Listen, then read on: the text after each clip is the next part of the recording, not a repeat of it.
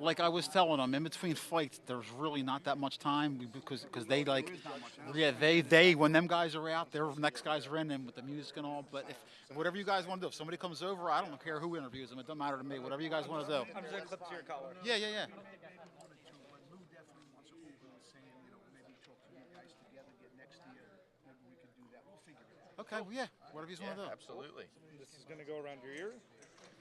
There you go, and then you do that to wherever you're comfortable. Okay, I like it. I like it.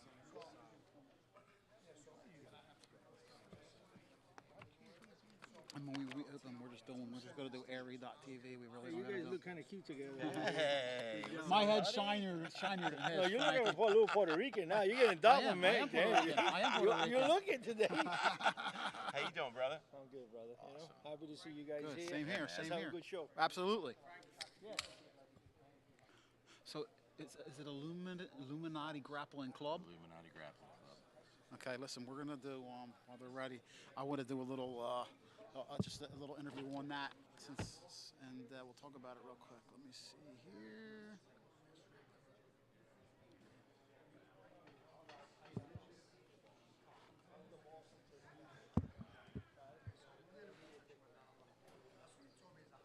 Find a way to get this up a little bit higher.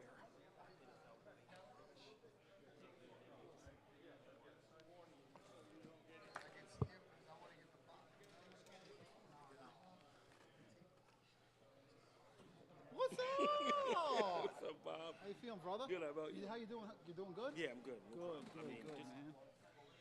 I had a little problem before, but I'm good. What are you doing tonight? Just Inspecting? Yeah, with the doctor. Inspecting? Okay. Are you doing the show in Delaware with Joe Stripling? I think I'm gonna go. I'm trying to find out if I'm going or not. Who's this dude that he's fighting? I don't know. Don't know much about him. Gary's got all kinds.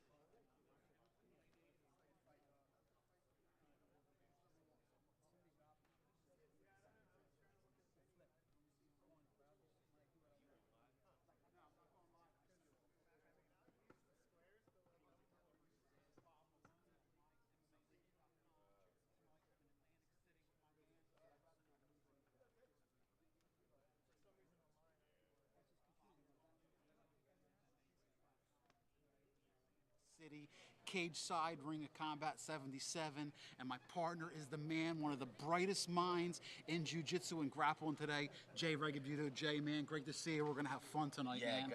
we've gotten to talk together before, but it's going to be nice to actually do an entire card together, right? Absolutely. Excited. Well, listen, Jay, one of the reasons I wanted to talk to Jay is, Yeah. listen, Jay, like I said, Jay is one of the brightest minds right now in the sport. He's going, traveling, commentating for ADCC. He's doing a ton of stuff with grappling. But great news recently, you started your own little thing, the Illuminati Grappling Club, which I wanted to ask you about, which I love.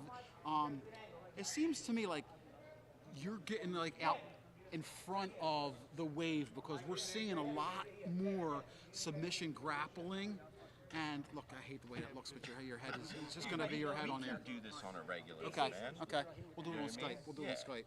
'Cause I definitely want to want to do a thing on Yeah, Illuminati. yeah, yeah. Those are smoking. You see, I get every color shoe, patent leather under the sun. Pink, blue, red, orange. Every shoe patent leather under the sun.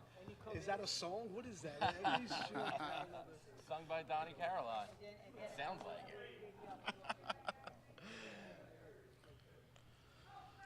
But man, what it really, my That's awesome, my man. knee surgery, Okay. the ACL surgery and stuff like that, and then not being able to train or do anything for 6 months. I'm not teaching, I'm not doing anything. Like I'm just commentating all that. Like I was getting stir crazy fairly quick, and I have 4 cousins that actually started training with me. That's awesome.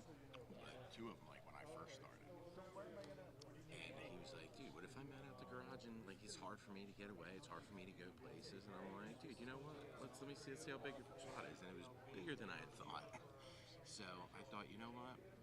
Especially while my knee's healing, why don't we, we can make a few bucks, and I can help out the people who I've been able to help out before. I really didn't think anything was going to come of it. I really thought it would just be a little group, a few people that came in, which it still is that because I'm literally in a garage. But now I have have one spot that I'm going to once a month that's a bit bigger, but same thing. Like, you know, you have to have a spot. But what I'm saying is, right, I'm looking at what you're doing, right, and I'm saying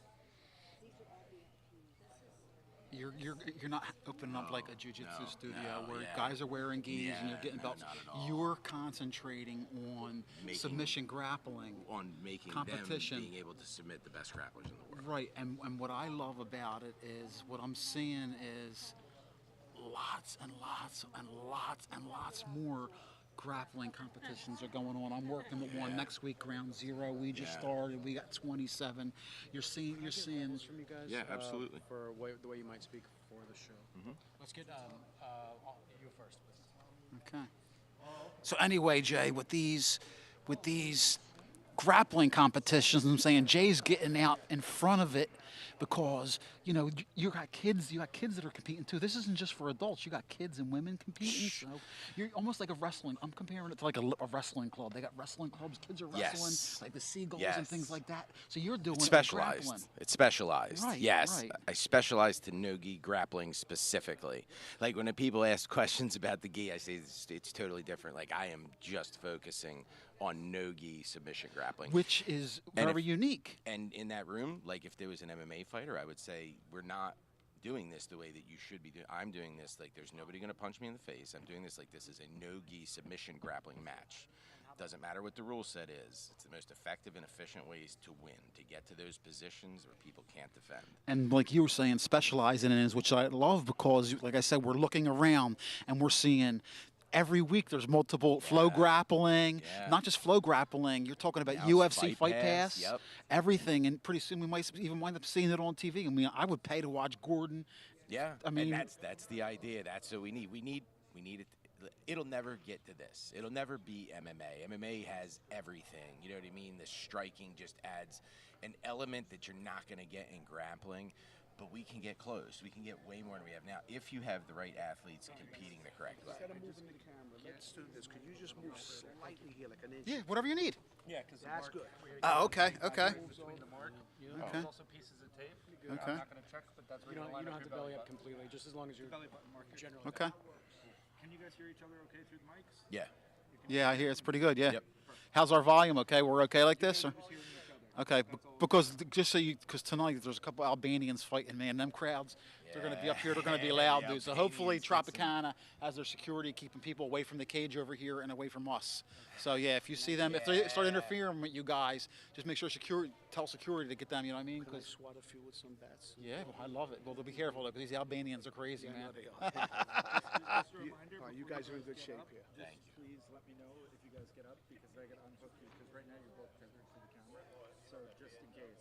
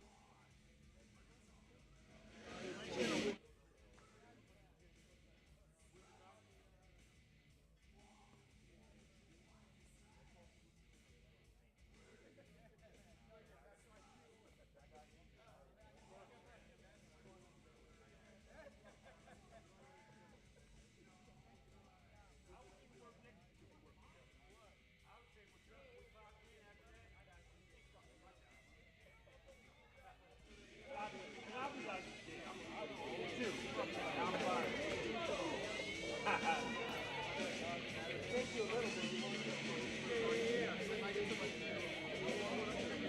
need more from camera too?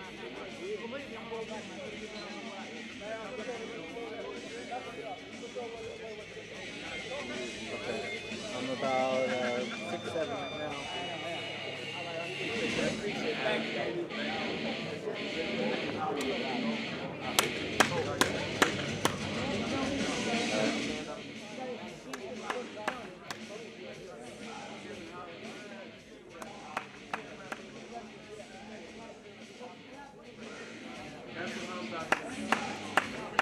Yeah?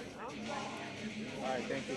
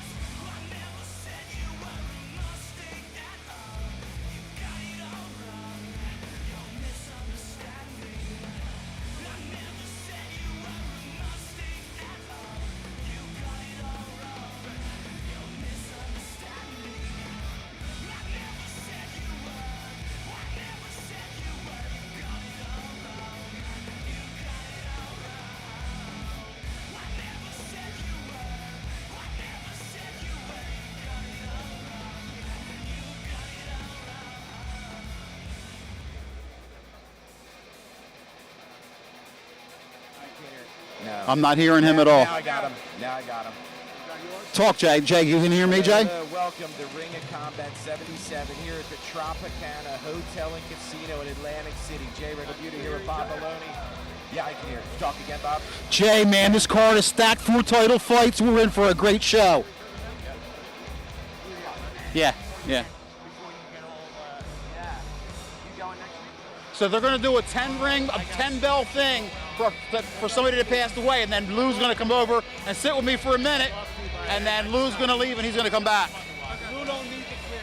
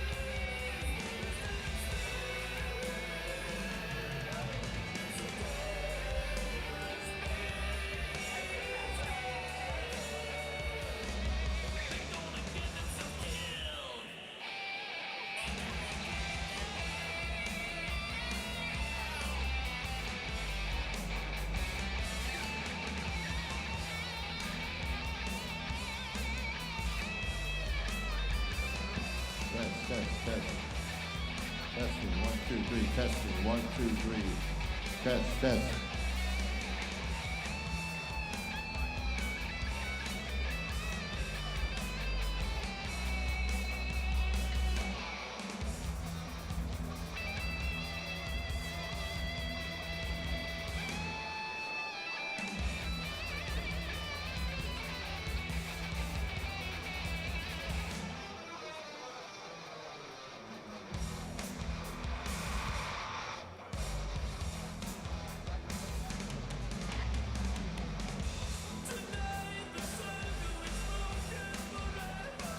Judges and officials, please report to your posts.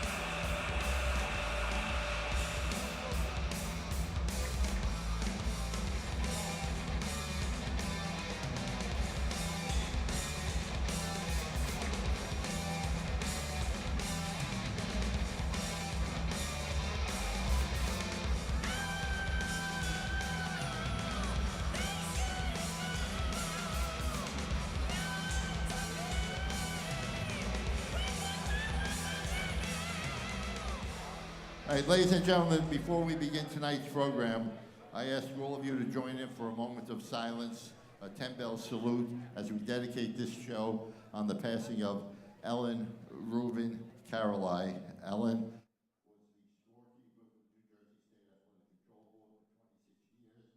In most of our shows, she used to sit right here by her husband, Dr. Caroline, who's one of our judges tonight.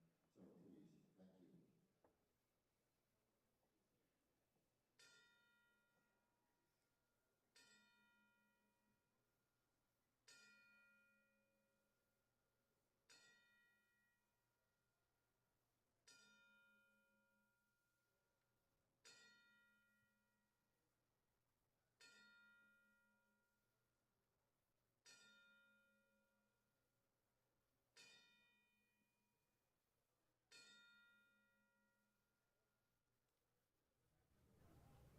Thank you, Ellen. We will miss you. Godspeed on your final journey. Thank you.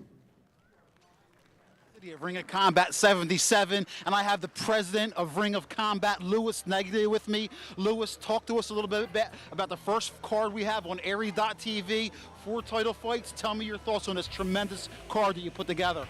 Well, we got a great card, as you mentioned, with 4 championship fights. And I'm very proud that Ring of Combat has sent 155 to the UFC, and not only in the UFC, but successful. And 6 of them became world champions. I'm sure some of these talented fighters tonight will join that great Ring of Combat alumni.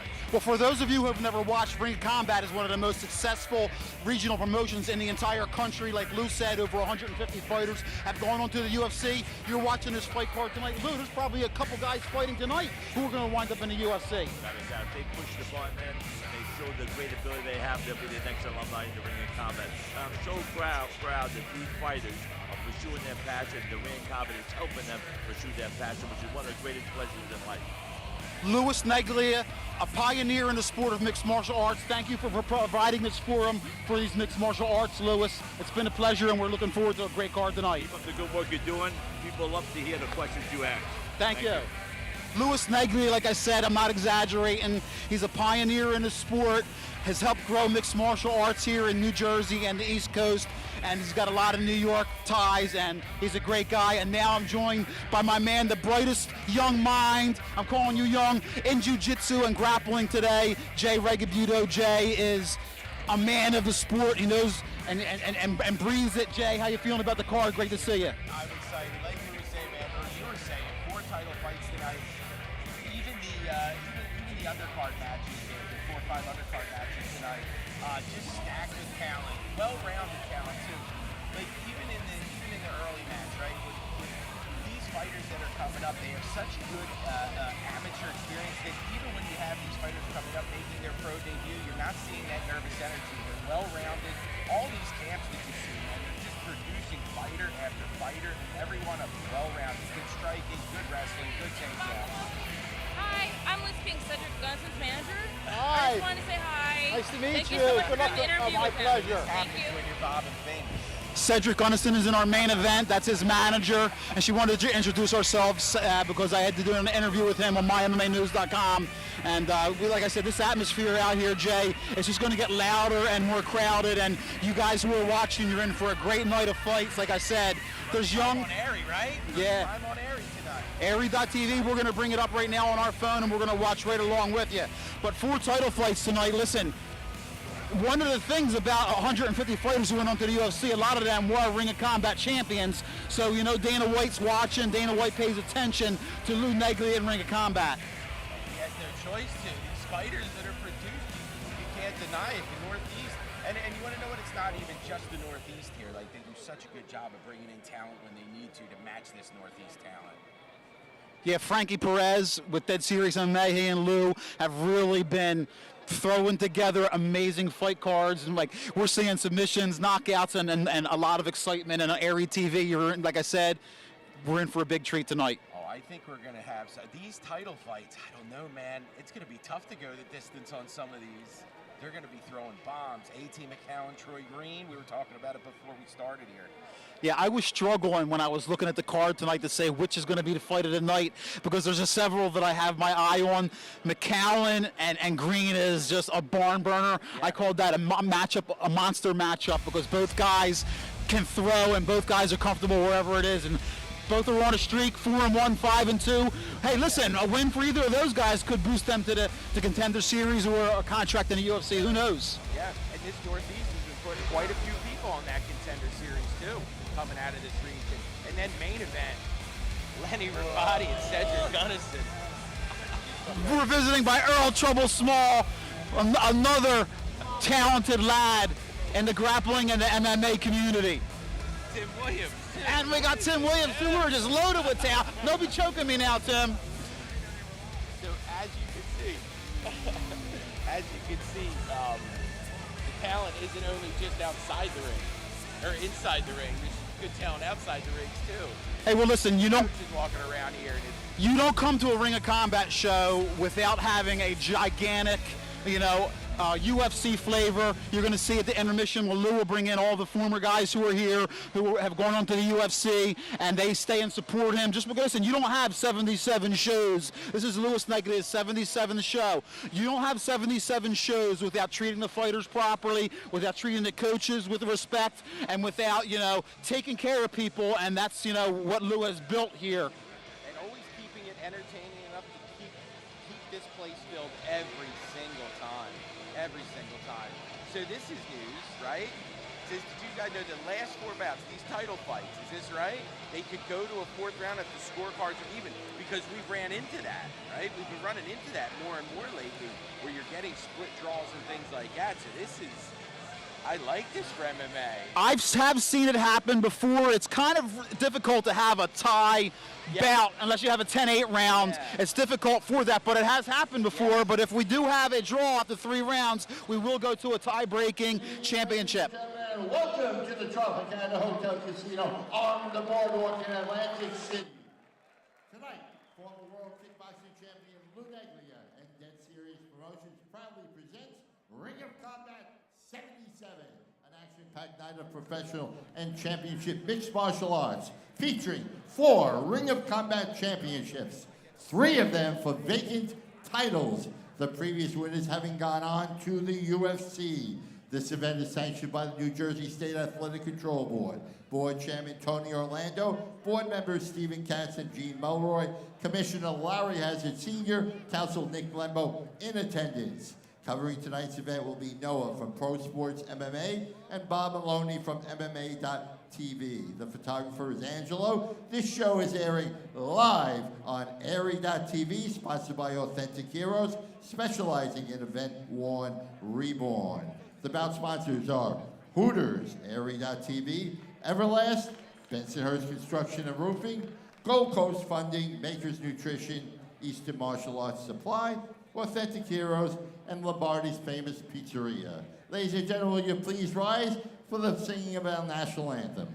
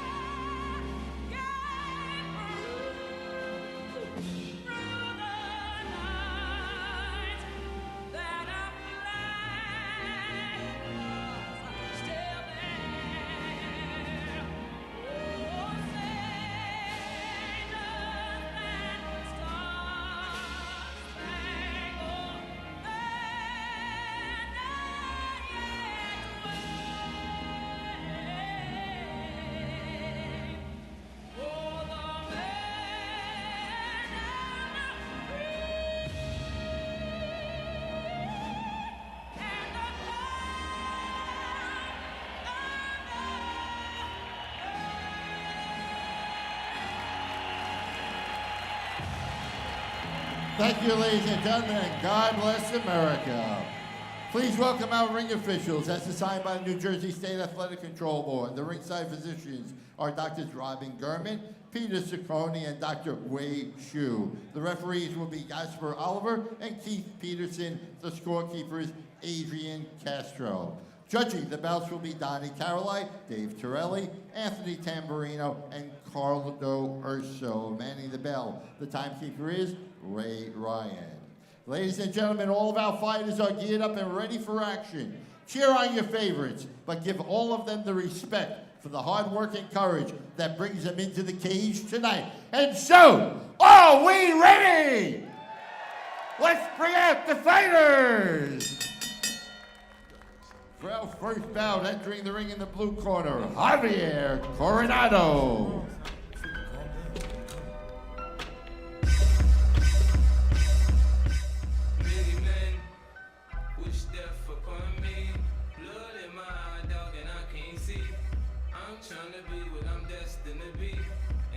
Trying to take my life away. I put up with me, my back on the wall, now you gon' see.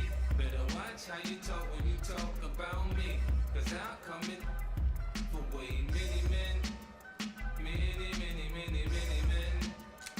Wish death on me, Lord, I don't cry no more. Don't look to the sky no more. Have mercy on me. Put money on my head, gone, get your refund. I'm the diamond in the dirt that ain't been found. I'm the underground king, and I ain't been crowned. And entering the red corner, Chris Wojtkowski.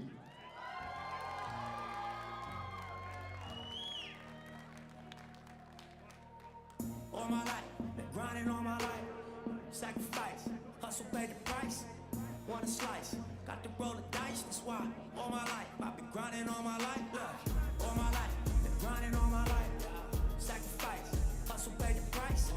Want a slice, got to roll the dice. That's why all my life, I've been grinding all my life. Look, I'm married to this game. That's who I made my wife. Said I die alone, I told that she probably right. One thing that's for sure, not a stranger to this life. Got a safe that's full of Franklins and a shoulder full of stripes. I don't know it like myself. I say self-made, meaning I design myself. County jail fade, you can pull my file yourself. Spy raid, swallow rocks, I'm getting high myself. Nah, damn right, I like the life I built. I'm from West Side 60, I might got killed. Standing so tall, I think I might got stills. Legendary baller like Mike, like Wilt. 96 Impala, thug life on wheels. Up against the wall, squabble at Fox Hills. Like a boss, ask me how I feel. Successful street. Ladies and gentlemen, our first main card bout brings us 3 5-minute rounds of mixed martial arts, 135-pound weight limit in the bantamweight division. The bout sponsor is Airy.tv, and the man in charge in the middle of the ring is Keith Peterson. Introducing first out of the blue corner, from Pure Vida BJJ and MMA, trained by Solo Costa and Jake Clip. Wearing the black and gold trunks, he weighed at 135 pounds. From Round Lake, Wisconsin, welcome please, Javier Casanova Coronado.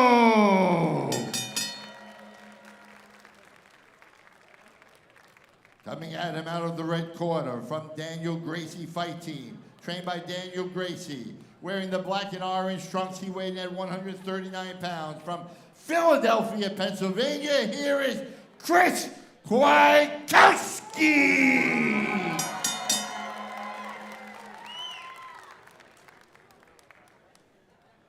Fighter Lenny Rafati, and he took this fight on 2 weeks' notice. Should be a good matchup. Chris Wojtkowski in the red and black, black and gold for Coronado. Debut here for Wojtkowski. And Chris, listen, he has a big motor and he loves to throw heavy hands. And I've gotten to see him fight a couple of times as an amateur, and he definitely is heavy striking. Yeah, 6 amateur fights too, 4 and 2 as an AMI, so he's got plenty of. He has plenty of experience in the cage, but this is his pro debut. Both talking to this. Okay. Both orthodox stance here.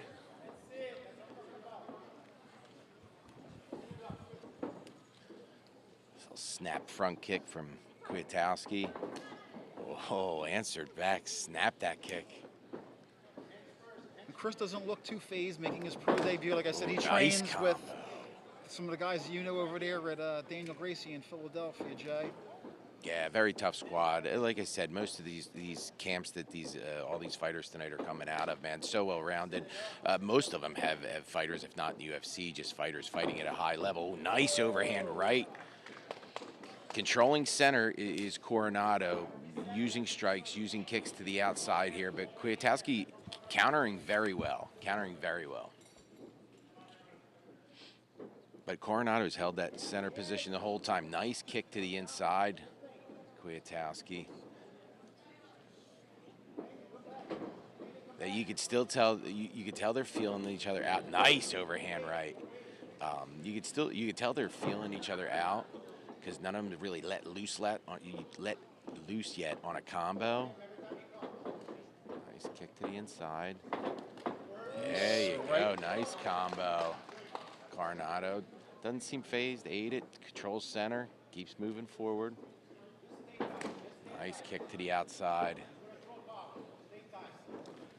There's a combo coming forward. Little right, left, right. Pushes Coronado back. Fairly even this first round so far. Very nice much combo so. again. Ooh. Full power with that lead left. Put him to the mat for a second on his own accord though. Nice left, right. Jay Regabuto here with Bob Maloney here at Ring of Combat 77 at the Tropicana Hotel and Casino here in Atlantic City. Nice double knee jump. Nice spinning kick too. We're seeing guys get a little more looser, Jay, like you were saying. It was a little tight to start. Marked up a little over the left eye is Coronado too. Nice. It's that right coming over top that's doing that. Nice level change. I'll tell you, I wasn't expecting it, Bob. I thought they were going to keep standing. Very nice level change, but great defense by Coronado. I think Chris has been pretty effective all fight. Yeah. On the move, moving in, throwing his strikes. As he's moving in, nice elbow against the fence. Yeah, and again, debut. Again, 6 amateur fights, but this is his debut. And everything he's doing doesn't give you the debut fighter, especially going against an undefeated 2-0 guy like Coronado. Oh, countering well, countering very well. And again, even though Coronado controlling the inside, Kwiatkowski has been able to do a lot of damage here, just countering back. Oh, nice body kick as I say that. Nice little foot sweep attempt from Coronado. There's a nice little, oh, and again, counters back with that straight jab.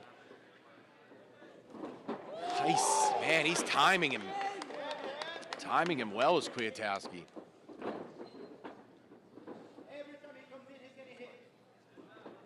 Oh, nice double knee again.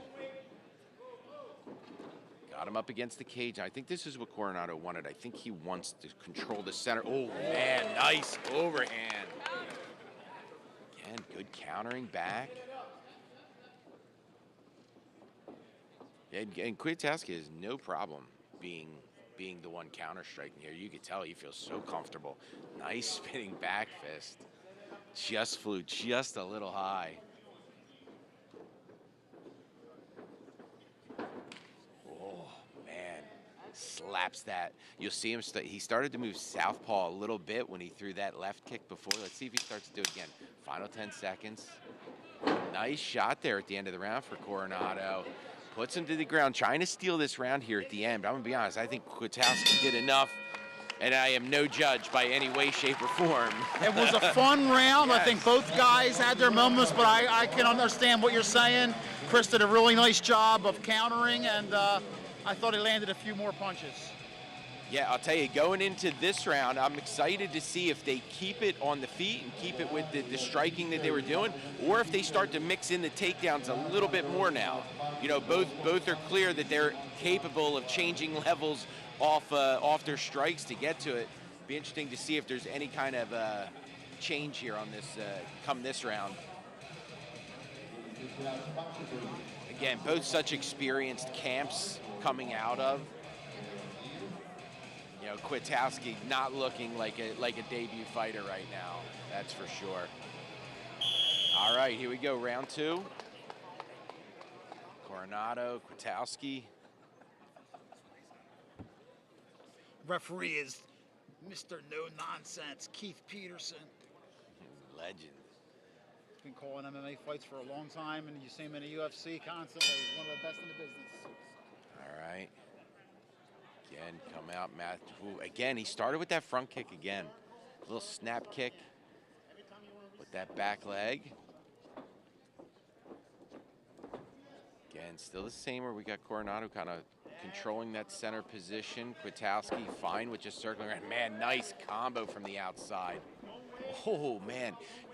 Instead of that jab, I saw that elbow slip down. I dig that. When Bones Jones did it, it was a shot, I think, where he started using the elbows instead of the jabs. Absolutely. You're seeing much more variety in fighter stand-up these days. And Just what like those interesting kicks, too. tools to see from a debut. You know, they have 2 fights collectively pro between them, and look how that was a heavy kick. Nice counter back on the way in. That He just pulls goes the to show trigger. what you were saying, Joe, about the guys that Yeah. these guys are training with. I mean, you know, the guys that Kwiatkowski are training with, a lot of them are in the UFC already. Yeah. Nice little double jab there, trying to clear space. Oh, nice to the body. You could hear that flush to the body from over here. And I'll tell you, the seats that we get when we do commentary, you get to hear the shots so hard. It's why I stay over here behind the mic. Nice combo, and again, ends on the body. Love it. Definitely using that body to score some points. Nice combo. And again, starting low, working high, mixing it up between the kicks, going back and forth between nice bodies. He's seeing openings. He's seeing openings. You know, Coronado is keeping his hands up, obviously, and Kwiatkowski's countering to the body. He's still landing to the body, Jay. That's 4 consecutive times he went to the body and he scored. Outside shots, too, where they're just catching on the ribs, the floating rib. Messing with that breathing. Nice high kick. Even though it was blocked, he still felt it for sure. Coronado, again, has held center position the entire fight. So he's controlled the cell. Nice high kick again, countering back with a combo as Kwiatkowski. Trying to come straight down a pike with that one. Nice kick to the outside. You can see the mark on the left thigh. Nice front kick on the left thigh of Kwiatkowski, where he's doing some damage with those outside kicks. Oh, nice shot to the shot. This time with the kick. Nice overhand right. Kwiatkowski's mixing it up so well. Kwiatkowski's mixing it up so well with body, head, leg. And you know, he packs a punch. He has heavy strikes too, Jay. Kwiatkowski. Those punches are not just scoring; they're doing some damage. He really turned the hip on that last one, and if you watch the lead leg of Coronado, it's straightening out a bit more than normal. Wow, there was that. It was closer on that spinning one. That one was a little low. First one was high. This one was low. Interested to see where the third attempt's going to be. But do you see the lead leg, how it keeps collapsing in, like it keeps going tight? I feel like Kwiatkowski might have hurt his lead leg a bit when he really turned over on that one kick to the thigh. You don't normally plant like that where you straighten your lead leg. Nice. He went for the body hard with that uppercut. Swing and a miss, though. Kwiatkowski, there's the shot. Puts him to the cage. Elevate. I wonder if he was waiting for a specific time, like minute-wise. I don't know if his corner called for a specific, we're at a minute, go for the takedown. But listen, not a ton. You know, I definitely think Kwiatkowski had the advantage from the feet, but this changes everything. You don't have judges looking at the takedown and control and things like that. Exactly. This just changed everything, really. Coronado on the back here, already feeding that strangle arm across. One-on-one here on the bottom arm near the cage. See him trying to sneak that leg around to the cage, and great use, Kwiatkowski. Oh, he's short choked. He's short choked. He's tight on this. Oh, now he is. Even though he's on the side here, if he has double closure where he has both sides of the neck, where there's good pressure, now he's turning back through. You can see open on the other side. He gets himself back to a guard. And while he got himself to a better position, this isn't good. Being on the bottom end of Coronado here. Absolutely. Coronado needed that. Yeah, he needed this bad. I mean, the judges are looking at the end of the round where, now he lets him up.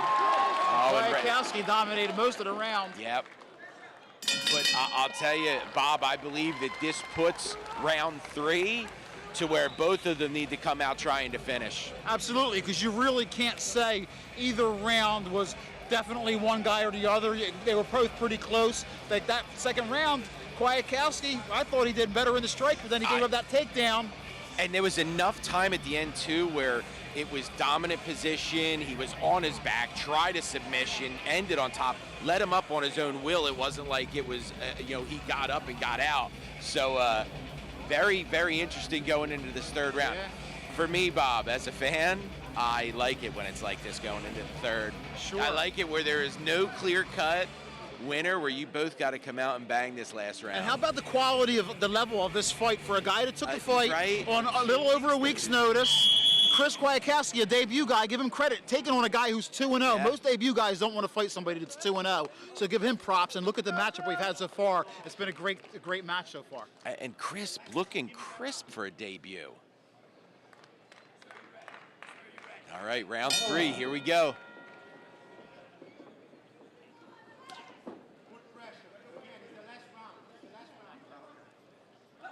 So we heard his corner, Daniel, call for pressure now.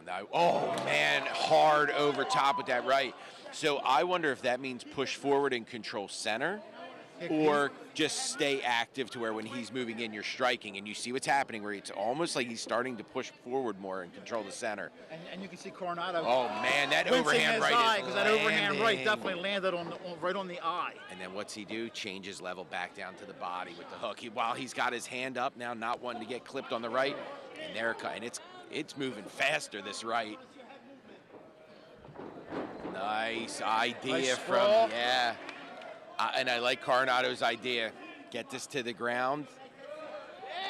Take less damage on the feet, but this time, Kwiatkowski able to defend and stay on the feet. And now you see Kwiatkowski kind of controlling center here. Nice kick to the outside. Nice answer back with that looping right hand. What a start to Ring of Combat 77. This fight has just been back and forth. Both guys taking turns punishing each other. And on a double now. Let's see if he can finish it. Kwiatkowski did a great job defending the last one. This one, a little bit different. Legs are lassoed together, so he's got his hands connected. If he can get some separation.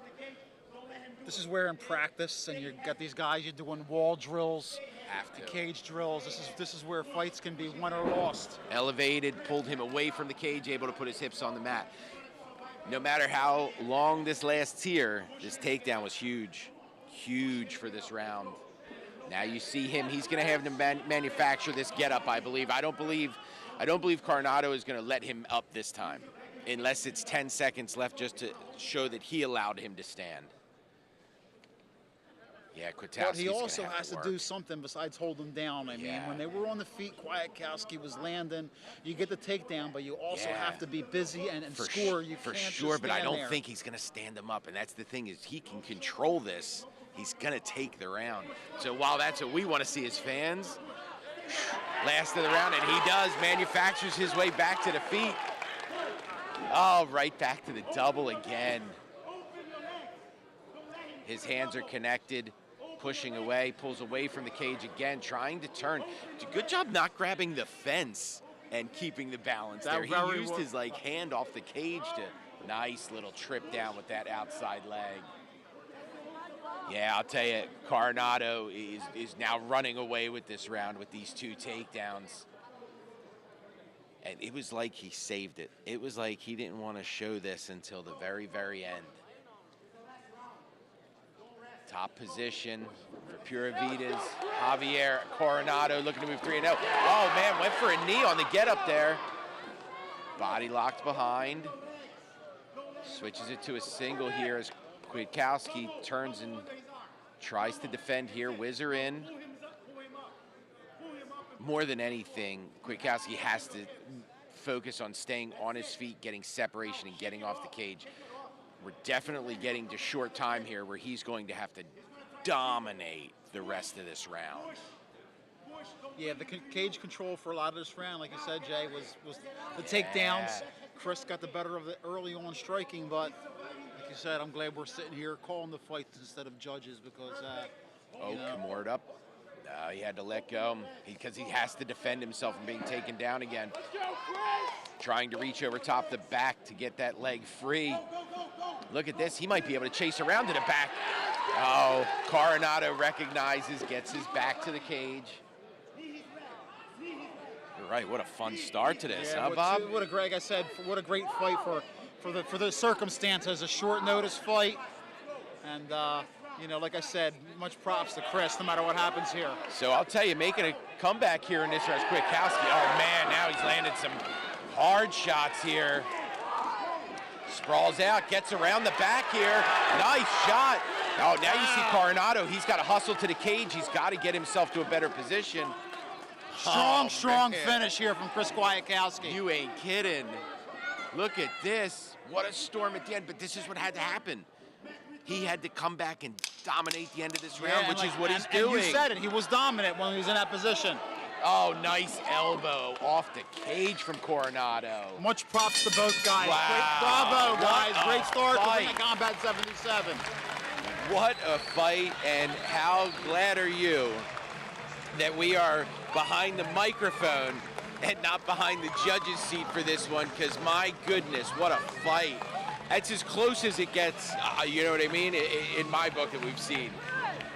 It was a great fight, great way to start the card tonight, and I'm interested to see how the judges scored this fight. I'll tell you, that last round, it was so even going into the third round. It was so even going into the third round that, and the third round being so even, trying to get some good pictures. And the third round being so even, it's just going to make this even more exciting. In Chris's corner, I'm looking right there, one of the top heavyweights in the area, Ian, the Hammer Austin, 2-0, and the future is bright for him, and Daniel Gracie in his corner as well. Gathering the judges' scores for this last round here, and we'll get the official judgment, but what a debut for Kwiatkowski.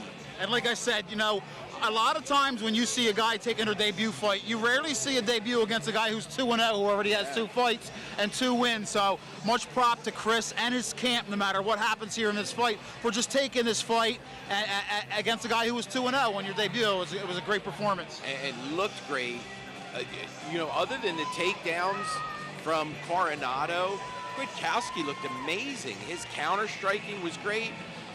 And when in that last round, when it was called for him to move forward, he immediately started moving forward, going from body to head, mixing everything up. And that third round, Jay, he gave up the 2 takedowns, and then to come back and get out of that second takedown and to dominate. So what he had to do. We'll and see what Coronado takedown and controls in that second half of this fight.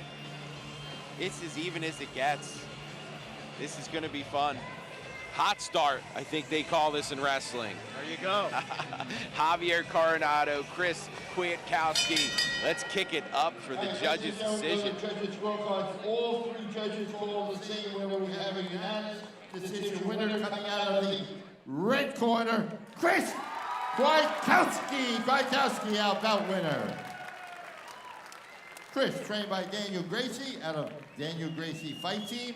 Congratulations from our bout sponsor, Airy.tv, specializing in event Worn Reborn. There's our winner, Chris Kwiatkowski.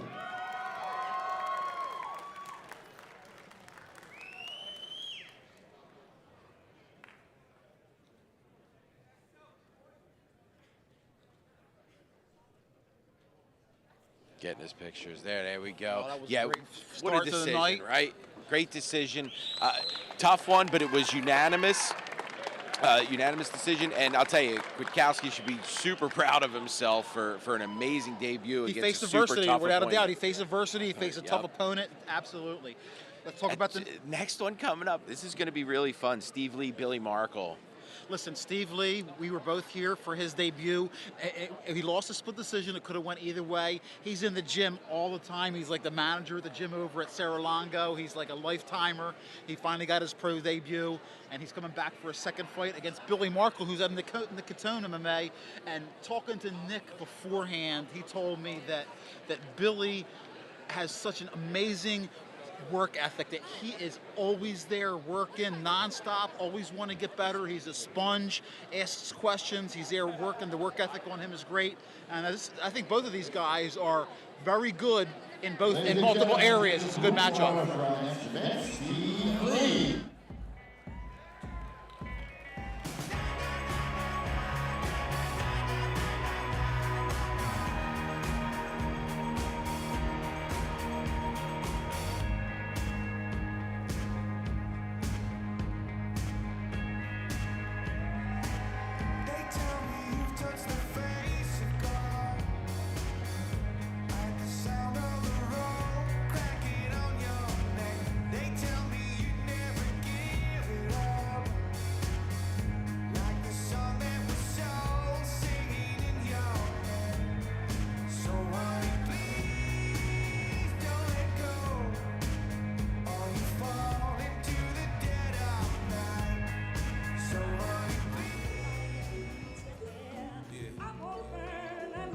And in the red corner, Billy Marco.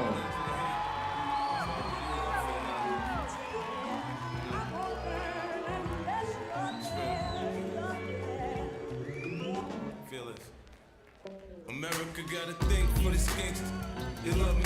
Black chokers, black scully, leather belly. I take spit over rainbow. I'm a vandal, got that silver duct tape on my tray handle. The women in my life bring confusion. So like Nino with New Jack, I can't snap. Look at me. This is the life I chose. Surround me so cold, man, my heart gun froze. I build an empire on a load and I'll storm on the weather, man. I take that and make that.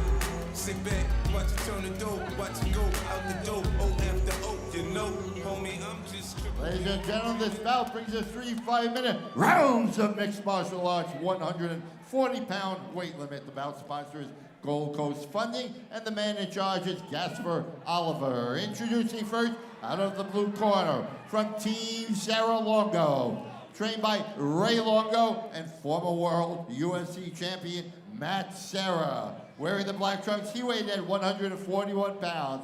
From Massapequa, Long Island, here is Steve, the manager, Lee.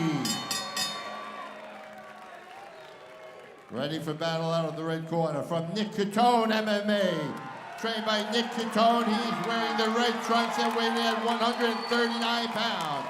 From Spotswood, New Jersey, welcome please, remarkable Billy Marco!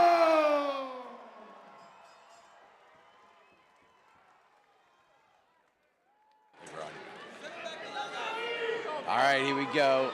Remarkable Billy Marco. If Bob was just saying, sounds like he's got a few fans. He'll be in the red making his debut. The manager, Steve Lee, in black at a Sarah Longo. Catone MMA for Marco. Holding center position here is the debuter, Marco. Lee, like you said, lost split decision in his Ring of Combat debut. Both these guys, plenty of amateur experience, though, both from incredibly strong MMA teams as well. And they're almost like, you know, it's very rare you see these matchups. I was talking to both Nick Catone and Ray wow, Longo. Marco looking to light him up on a combo there.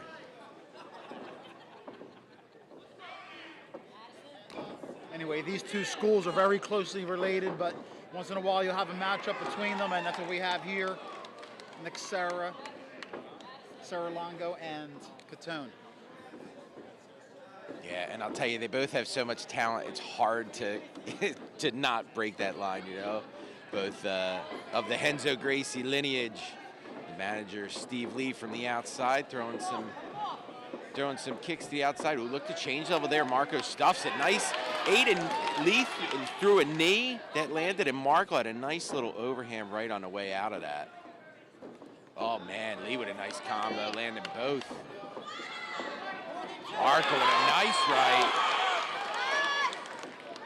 Nice jab from Lee. Yeah.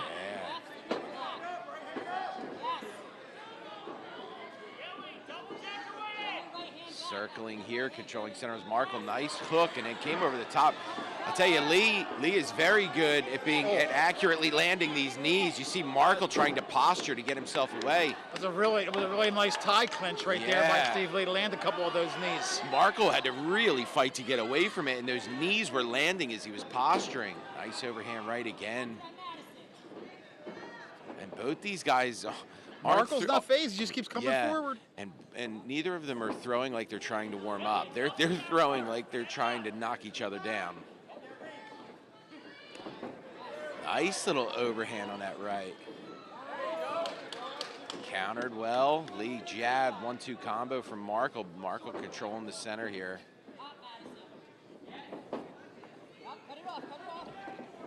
Lee, nice little feints with the leg. Very good footwork from Lee. Nice little hook on the way in. Lee eats it. Nice hook again from Markle. Lee finds his way over the top. Man, two great matchups to start Ring of Combat 77. Another fun round in the books right here. Ooh, man, look at these combos. Knees, overhands. And again, really even, Bob.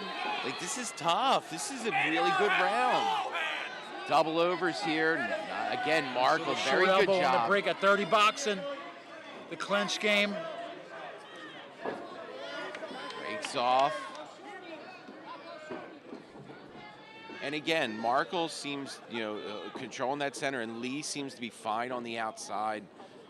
Not even counter-striking, because he's still, even though he's on the outside, he'll still be the one leading into the, as you see there, you'll see him leading in with footwork.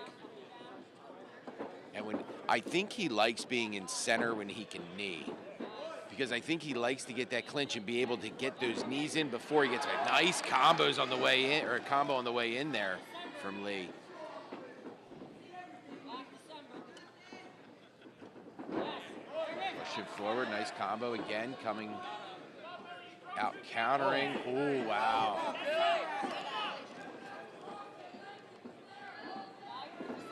Markle standing in front.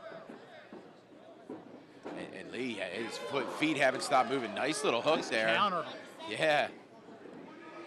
Lee looks like he's just starting to get loose, right? Uh-oh, is he gonna spin? That lead leg took a very hard step past center. Markle picks it this time. Oh, gotta watch those elbows. He's got him connected. Markle elevates. That was a big takedown for this round, Bob. Hey, listen, you know what? If you got the round close as a judge and he gets a takedown there, and he's doing something with it too, he's landing damage. Yeah, oh man, it's 10 seconds, but he's in good position here. Lee gets up, and he needed to, because he ate quite a few shots there, quite a few big lefts from Markle. Oh, wow. What a way to end the round, Bob. Jay, I don't think you could have a better timed takedown, Jay. Right at the end of a close round to get that takedown and then some quick ground and pound. And Lee seemed like he was just starting to get warmed up. Like his motion, his footwork was looking great. He was landing everything over the top, and then Markle just put chaos in the middle of all of that, drove him to the cage, and when he took him down, started throwing bombs with that left hand underneath. What a way to in my opinion, take that round. And he had to. He had no choice. Lee was really touching him a lot. Footwork was looking good. All right, so now that Lee knows, and listen, Lee is from a background of jiu-jitsu and wrestling guys, you know what I mean? He got guys like Weidman, he's training at Sarah, he's got guys like Longo. It's going to be interesting to see if now he's going to be a little more aware of the takedowns in this next round, seeing what Markle was able to do with it.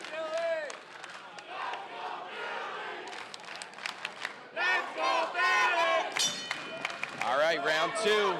Red trunks for Markle, black trunks for Lee. He's looking to get busy quick here. Lee, again, good footwork.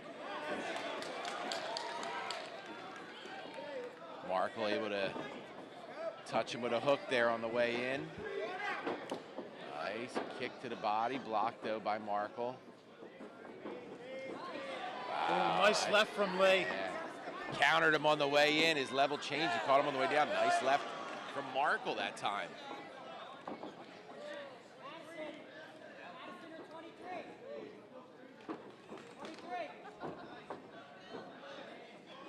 Again, same thing where we have Markle kind of controlling the center, pushing Lee back. And again, I think for Markle, nice lead, or nice right from Lee, pushed him back, clipped him. Able to connect here. Markle's hands are connected. He's going to look to, now I wonder if he's going to take him down in the corner there or just elevate him to get him back over here in his corner. Good underhook here by Lee, getting, I'm sure, incredible instruction from his corner being pushed against the cage there. Markle, nice left on the way out. And even in a debut, to know to catch something on the way out. If you're going to break, know to catch something on the way out. Again, still 4 title fights tonight, Bob. Oh, hell yeah. Oh, Giving away a lot of gold. Lou Neglia decided to give away a lot of gold tonight. Oh, nice combo by Markle. Now Markle's moving a little bit more into stock. Oh, man. Oh, okay. Mouthpiece came out. Right back in. Oh, nice right from Right, Markle. oh, Another both one. connected now. That's like 4 in a row connected. Switches to body. Oh, big right from Markle. Oh, man, he Lee made is a hurt. full guard. Lee is hurt. He forced him to guard. That left hurt him, Bob. Listen, to pull to that position in a fight, you have to be trying to get your wits back about you. Markle is just low. Yeah, now unloaded. Markle's trying to take advantage of it, as he should be. Lee circling. Markle stalking. Oh, in on a single of his own is Lee. Markle gets his back to the cage. Good crossface here. Good awareness by Lee right there to survive and get that leg. Whether he gets a takedown or Very not, it nice. was good survival. Body lock, And he and gets gonna a answer takedown. back with a takedown. Wow. Very nice. Back and forth. Like a Into a good position here. Look right up to all half guarded up now, but still a dominant position on top here where he could do some real damage as Lee. Markle trying to get his hips up, trying to off balance to maybe reverse the position. Past the guard now is Lee. Let's see what he could do. Trying to step over top to mount. Good job of Markle of getting himself. Oh, he's trying to omoplata here. Postured up now is Lee. Markle, more than anything. Oh man, he caught him with an up kick. Lee hops around the guard, trying to gather both legs here. Right in Markle's corner. He's got Shorty and Catone right in his ear, trying to instruct him on how to get back, but Lee doing a good job of keeping his hips pinned. You know, again, we got to be on shorter time here. So I have to imagine Lee is not going to want him to get back up. He's going to want to try and maintain this position. Markle gets back to the feet. Pressing against the cage. Oh, nice knee from Markle. Markle has caught him quite a few times hard, Bob. There's another knee. Yeah, despite the one takedown for a brief period of time, Markle was definitely pretty dominant this round. Yeah, and even when he was taken down, like there wasn't a ton of damage. Some body shots here from Markle as he tries to fight off this single from Lee. And Jay Regalbuta here with Bob Maloney, Ring of Combat 77. Billy Markle, Steve Lee. And this card is stacked tonight, Jay. There's probably 3 or 4 guys on this card that will be watching on pay-per-view in a UFC in the future. You ain't kidding. Here's the separation. Let's see how the last 10 seconds goes. All right, going into a third, Bob. Wow. Again, so, you know, Markle definitely showed a lot of, not heart in that round, but definitely showed a lot in that round. Landed some shots, one that was hard enough to force Lee to have to pull guard to try to recover. And then even when he was got taken down, able to get back up, and just really landing some precise, hard shots. Imagine Lee's coming out, trying to keep. You see Sarah even saying, "Get him in this corner, bring him to this corner." They want to be able to give him the instruction there. Markle's a very good defensive grappler. A very good offensive and defensive grappler. So I imagine they want him as close to them as possible so that he can get the best instruction possible. And Markle's just got to go out here and keep being himself, man. Billy Markle.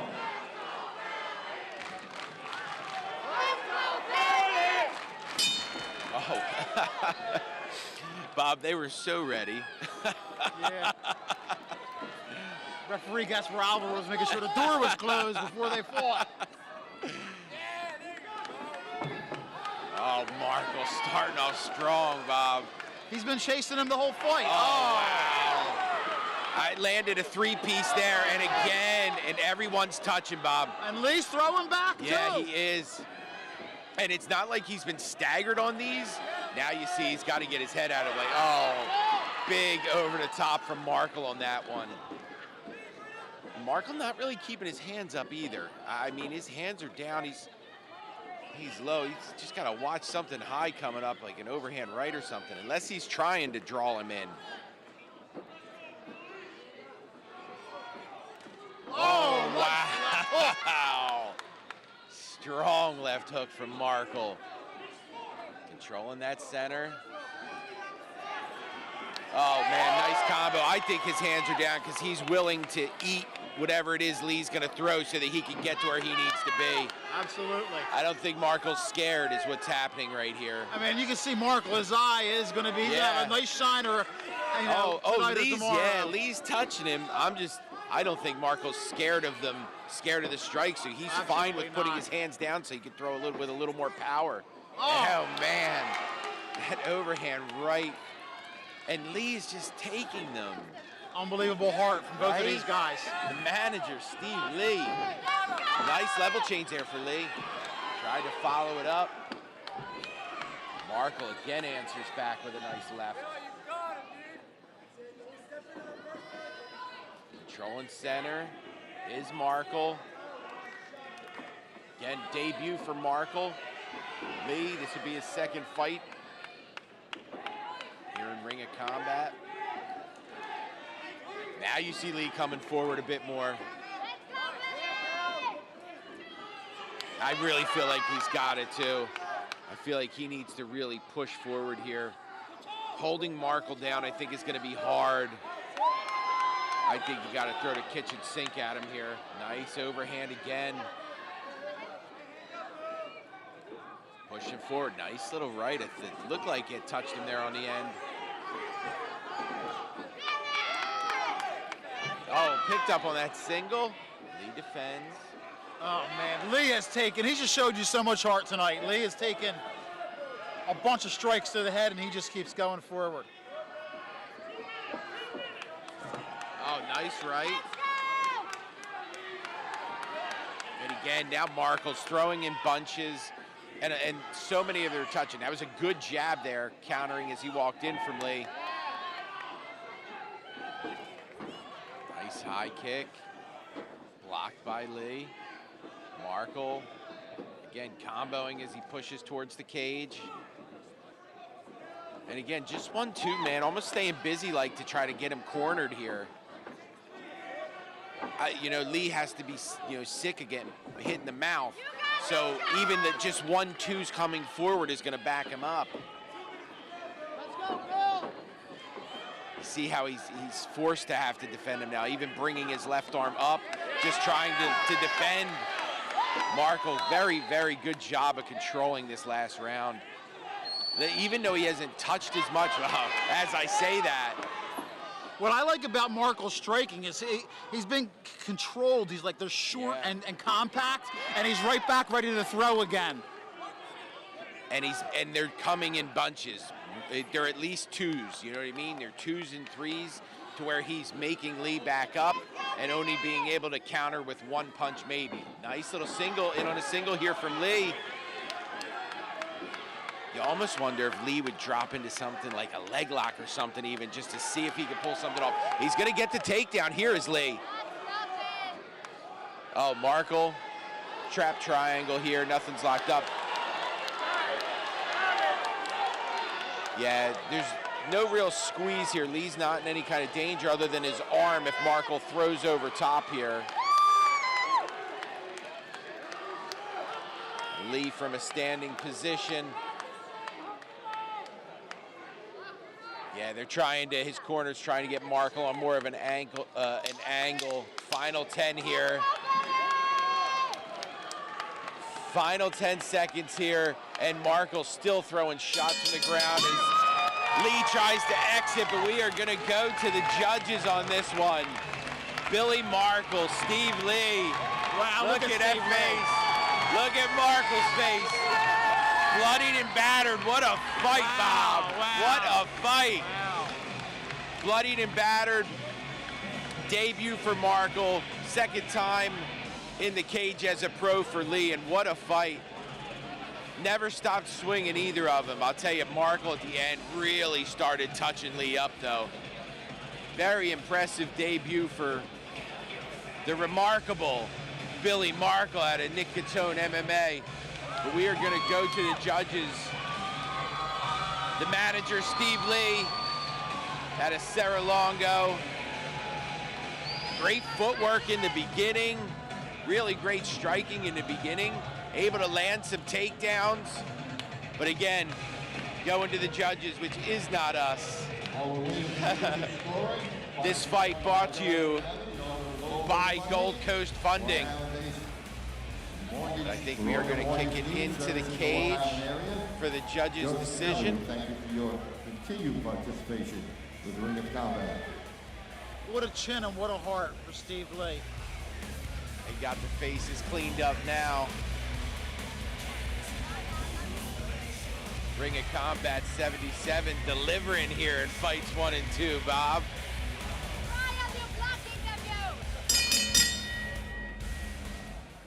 All right, ladies and gentlemen, we go to the judges' scorecards. All 3 judges called the same winner. We have a unanimous decision winner coming out of the red corner. Remarkable Billy Markle. Markle our bout winner. Congratulations to Billy from our bout sponsor, Joe Spinelli from Gold Coast Funding, for your Long Island mortgage needs. Billy Markle out of Nick Catone's MMA, trained by Nick Catone, our bout winner.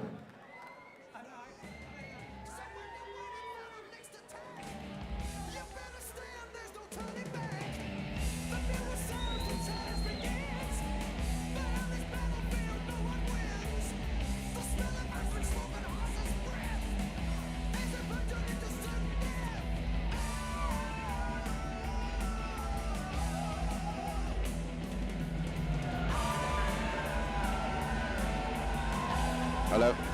So no surprise there, Bob. Billy Markle out of Nick Catone MMA, your winner by unanimous decision. Impressive performance for his debut. Like I said, he's got plenty of amateur fights, but impressive debut against an incredibly tough Steve Lee. Definitely. Listen, we saw a lot of talent from Billy Markle. I'm excited about his career, about his future. Steve Lee, listen, keep your head up, get back in there. That's 2 tough fights. You won the distance both times. Showed a ton of heart in this fight.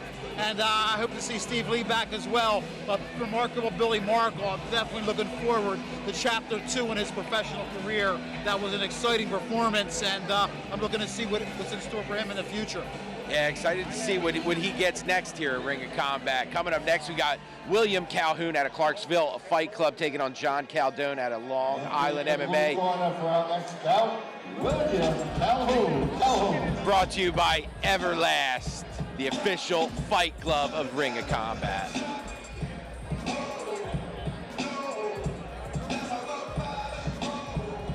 It's John Caldone making his way. John Caldone out of Long Island MMA, another club that just brings fighter after fighter here to Ring of Combat. The crazy thing is, Jay, a few years ago, You know, you couldn't even have MMA events in New York, and you see, that's why they would come to Atlantic City to fight. That's why they, you know, they would come out of state, and you're seeing more and more events in New York. But New York has a rich and full slate of teams, of fight teams, of MMA, from and city out to the jiu-jitsu, islands. They're just There's loaded. so many good teams. Absolutely, they're loaded. Yeah, we're very lucky very blessed in the Northeast. Very blessed.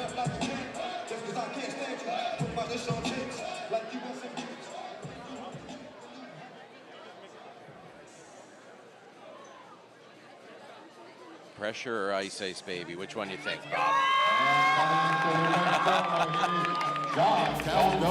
John Caldone out of Long Island MMA making his way to the cage. William Calhoun already in the cage at a Clarksville Fight Club 145-pound bout here at the Tropicana. And it was ice, baby. I was thinking maybe pressure.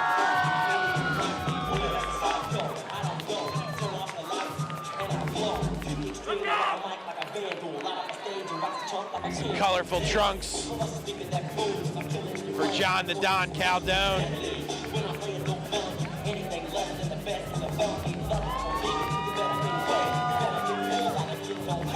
3 5-minute rounds here.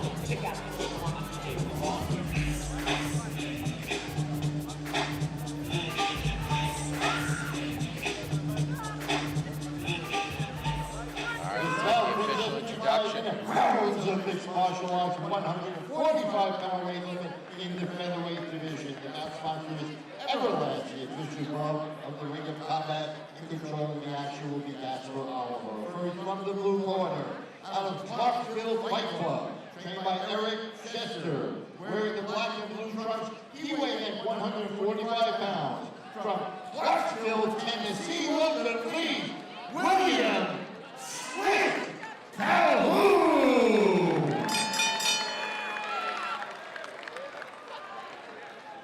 And down the red corner from Long Island MMA, trained by Brian Nicolino, wearing the multicolored trunks, he also weighed at 145 pounds. From Massapequa, Long Island, here is John the Don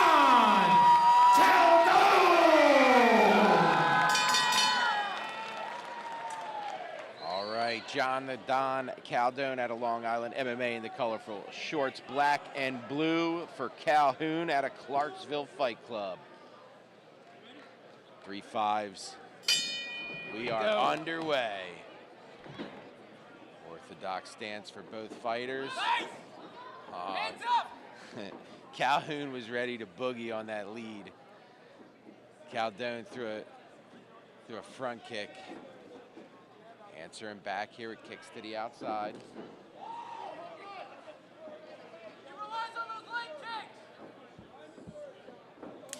Oh man, that was a very whip that outside kick, and that the one before that last one really landed hard. Now kicks to the inside. Oh, Caldone high on that kick.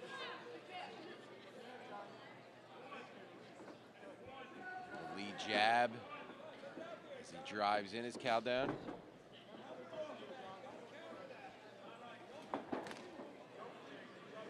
Caldone controlling the center position. A level change and some feints from Calhoun.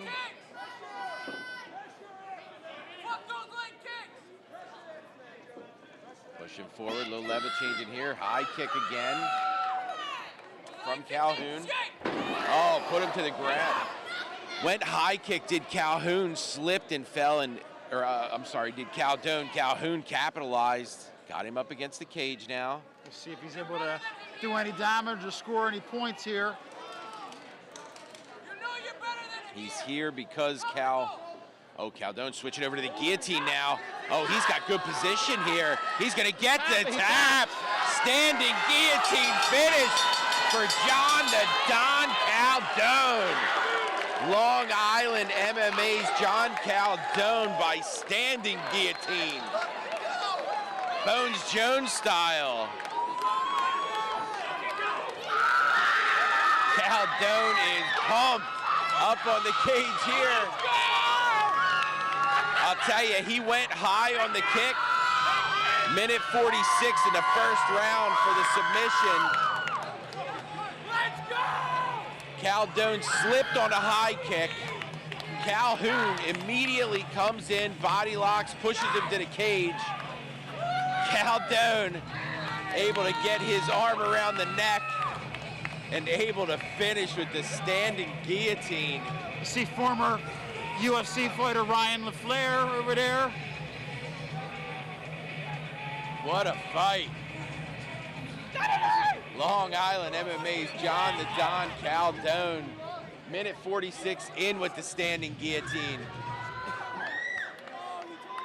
First sub of the night. First finish of the night.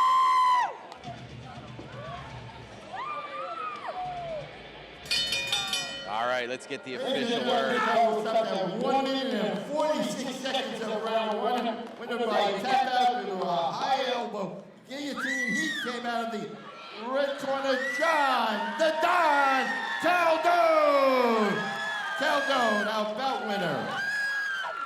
John Caldone out of Long Island MMA, trained by Brian Michelino, our bout winner. This bout was sponsored by Everlast, the official glove of the Ring of Combat. Our bout winner, John Caldone. John Caldone, winner by standing guillotine. Minute 46 in to that first round. What do you think, Bob? What a I know fight, you're huh? happy because we just had a submission. When there's a submission, Jay's over here. He's like punching me in the ribs. Yeah, Bob. You see what's happening? You see what's happening? What a fight, though. I'll tell you. And it was Caldone threw that high kick, slipped. Calhoun jumped right on him. Caldone got himself up, got himself to a good position, able to finish the fight. Coming up next, we got another fun one. Tiger Schulman's Christian McCauley taking on Calogero Toretta out of Nick Catone MMA. This one's brought to you by Eastern Martial Arts and Supply. Man, again, not only two fun fighters that I'm excited to see, but again, from two camps that are so strong. That's why these fighters are able to come out so well-rounded so early on. Well, Christian McCauley making his pro debut, I'm interested to see because he fought only three times as an amateur in 2021, was very impressive. 2 dominant finishes, 3-0. He's jumping right into fighting pro after a year of fighting amateur. And Calogero Toretta, he made his pro debut, but he's been fighting and training a lot longer, so he has much more cage time, but a lot of time that doesn't translate. We will see. I think both of these guys want to stand and throw. I'm talking to Nick Catone before this fight. He was telling me how impressive Toretta's speed is in and out, and he's one of the fastest guys that he spars with as far as his movement in and out. He's just a natural freak, and we'll see if he uses that tonight. Christian McCauley out of Tiger Schulman's making his way to the cage. Again, them Tiger Schulman guys, just like Catone's, always well-rounded. You never see these guys in fights where they're just overpowered, dominated, or lacking hard in one area. They always come out well-rounded. And it's the camps. It's the camps that they're in constantly.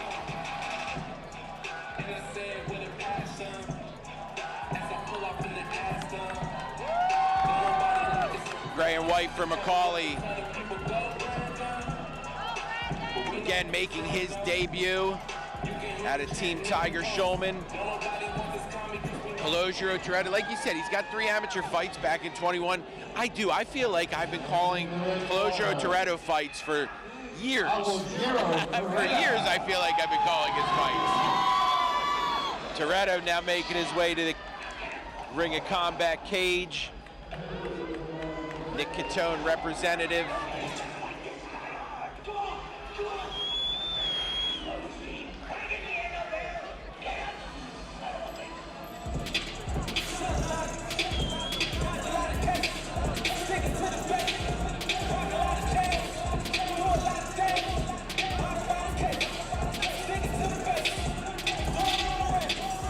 Toretta and Nick Catone, MMA.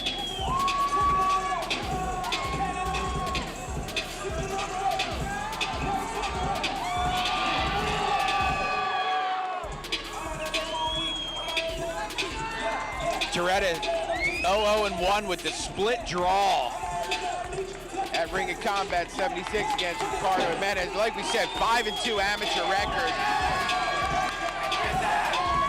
Toretta going neon tonight.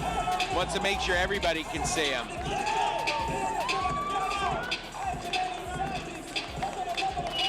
Toretta in the neon gray and white for McCauley. Rounds of mixed martial arts, 135-pound weight limit in the bantamweight division. The bout sponsor is Eastern Martial Arts Supply and the man in charge, Keith Peterson. First from the blue corner, out of Tiger Schulman's MMA. Wearing the black title trophy weight at 134.5 pounds. From Hoboken, New Jersey, here in Tristan McCauley. He brought some fans too, Bob. Hey, they come out for your pro debut. That's a good thing to see. They had to see the fans out tonight enjoying themselves. From Dickinson MMA. Wearing the yellow trunks, you weigh in 135 pounds. From Elizabeth, New Jersey, here is Colangelo, the Ghost, Toretta!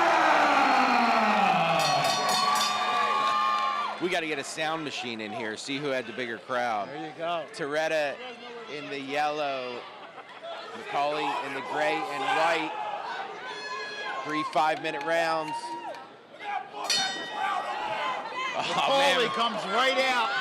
McCauley's trying to get out of his debut quick, huh? Look at this, nice combo, putting Toretta up against the cage. Speaking with Colangelo before the fight, he knows this guy wants to face a fight. He called him a finisher, said he's going to come straight forward at me, and he knew what he was in store for. Kick to the outside from Toretta. Good head movement and level changing here from McCauley. Nice body kick from Toretta.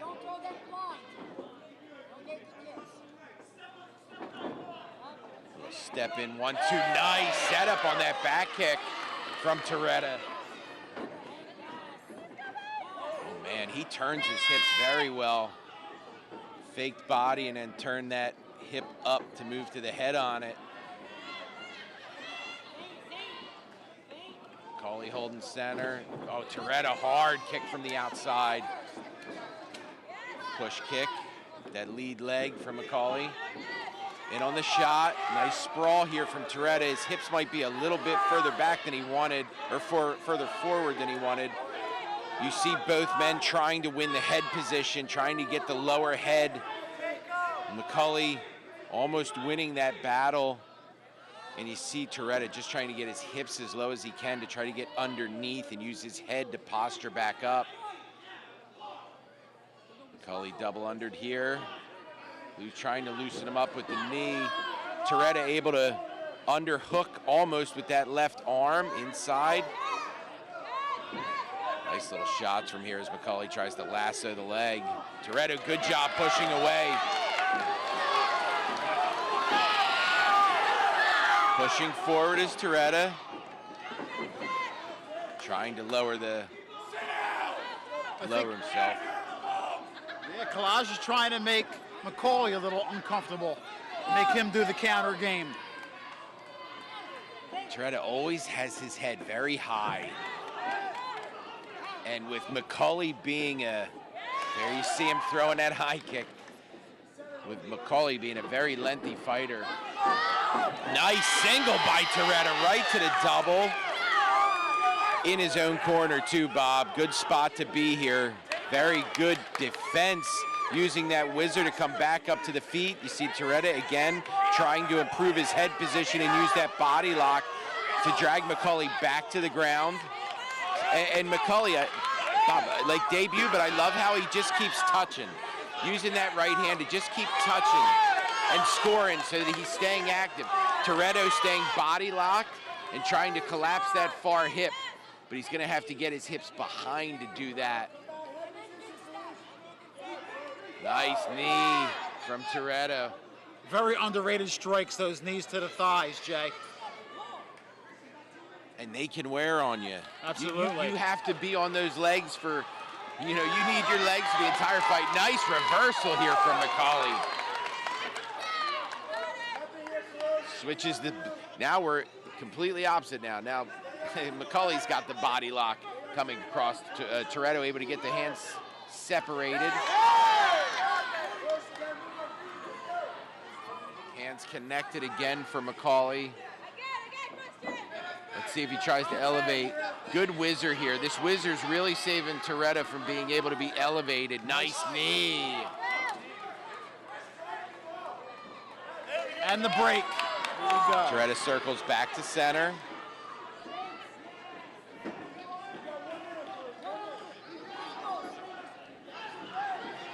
Nice head, body, head combo from McCauley. Went high on the kick, lost his base, able to grab a leg. Let's see if he can get back to his feet. McCauley stays sprawled out here. Let's see if he tries to go. Toretto uses that opportunity, gets back to his feet, and he immediately charges with an underhook. Right back into his corner.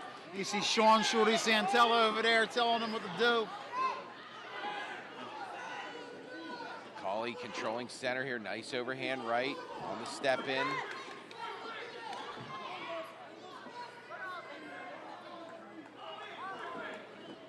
McCauley controlling center. Toretto counters with a few. Nice spinning kick here. Doesn't land from Toretto. Another fun first round here. Going to a second round here, Bob. Exciting first. Man. We've had some great matchups so far tonight. And even, you talk about matchmaking, like these fights have been as even as you can get. We've got t-shirts for our audience. Ring of Combat 77 here at the Tropicana. Closure Toretto out of Nick Catone MMA. Christian McCauley out of Tiger Schulman's. Looking to go to the second round here. Again, very even first round. Hard to call. Either way, I guess you got to start to look at who controlled more of the fight. As there was cage work, there's striking, counter striking. All right, we're going to see a second.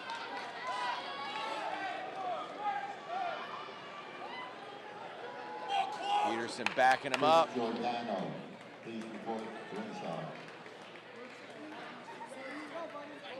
All right, round two. Level change to the body shot there for Toretto.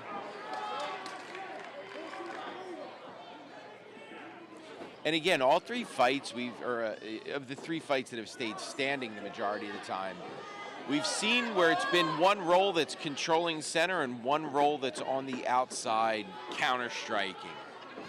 Every time.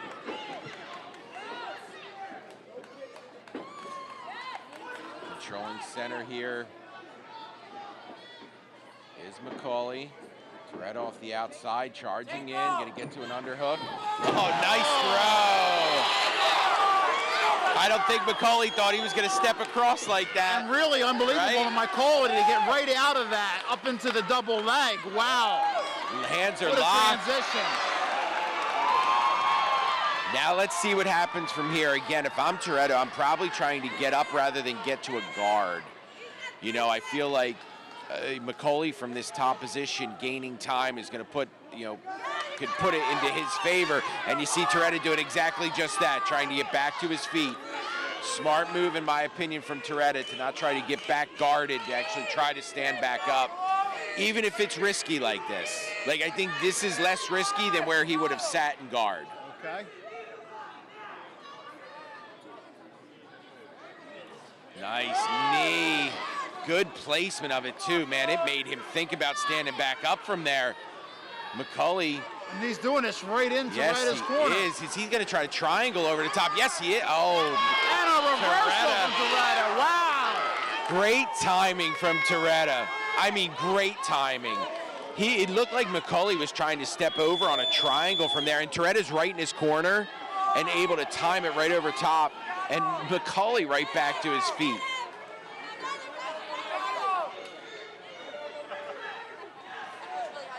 Turns his back to the cage. This is just a grind right now, Jay. This is like the grinding fight, It's you know? just, and back and forth too. Like they've both been on the receiving end of the other one's damage. Now he gets him to the ground. McCauley, top position, trying to drag him back to get some hooks in here. Toretta, a smart move, positioning himself against the cage to protect his far side hip.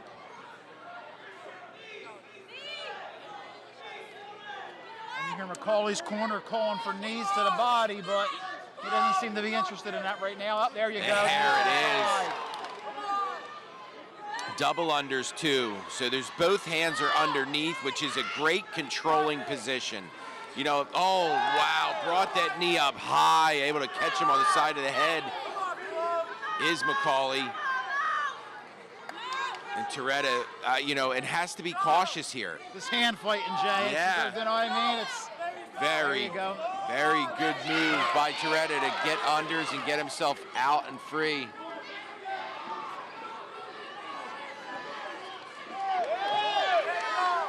Nice striking back and forth. Oh. It's been fairly even from the feet. It's been fairly even from the feet. I feel like the grappling, McCauley, oh wow, as I say that, Toretta comes through and starts landing a flurry of punches. A short elbow comes right back. Oh, he says bring forward, come forward. Toretta circling, looking for the body to the outside is McCauley. Overhand right. Toretta straight forward. Oh, it changes levels to the double. That's good awareness by McCauley there. He knew that, you know, Toretta was a little sloppy going straight in. He was able to go down and get that double leg. He was very postured, but even though he was postured coming in, he was landing them. Toretta, man, again, slippery as hell. Well timed on the explosion to get up. And McCauley, man, he changed up his, he has a threatening arm with that right arm and a controlling arm. That left hand is controlling his one arm, so that right arm is able to move fairly free right now to strike or strangle. And again, Toretta's gonna have to time this, where he's gonna turn inside. There you see him turning inside. And again, the takedown though, the takedown that put them here from McCauley, he saw him coming in postured. Even though he ate him, his level change was well-timed and execution was well-timed. Pressed up against the cage here. Nice. And they don't stop until the bell rings. They're constantly attacking. So far, Jay. Wow. I'm so happy there's a third, Bob. Yeah, I'm happy there's a third. These two guys are leaving it all in the cage, both of them. And again, so evenly matched here. Again, the striking, now I'm going to have to say I gotta give the edge a little bit to Toretta here, but the grappling, while Toretta's had his explosive moments that's put him to top, it's McCauley that's been initiating and putting him to the ground. Allowing him, not allowing him, but Toretta's opportunities to take the top position in grappling have only come from being taken down by McCauley. Right. But again, for guys with who's a debut and 0-0-1 on a split draw, yeah, amazing, right? You can just see the talent in these guys, and even with little experience, you can just see the talent oozing. And again, Bob, the camps these guys are coming out of, the people they're getting to learn from, the people they're getting to train with on a daily basis. All right, here we go, round 3, some respect in the middle of the cage.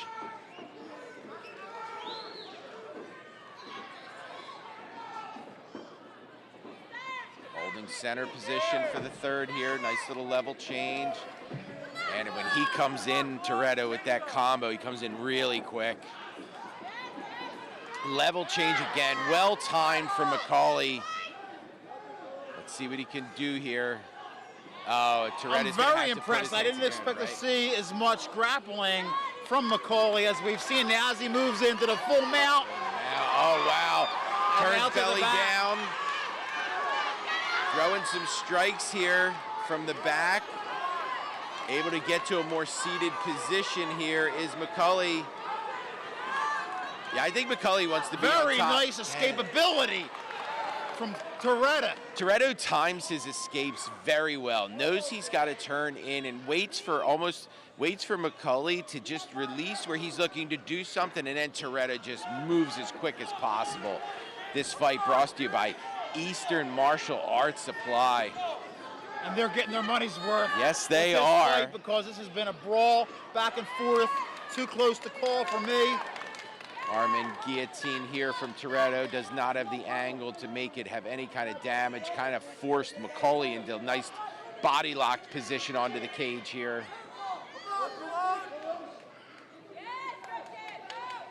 Oh, elbow. And it wasn't even coming off, it was staying in, so you're eating that full forward force of it. Nice time knee again for McCulley. Both of these guys have done very well with that timing. Timing the takedowns, timing his escapes. It's, again, very fun fight. Man, I wouldn't be shocked to see a split in this fight if this goes the distance. Oh, knee to the head here. Nice knees. Toretto is able to posture himself back up, back to center.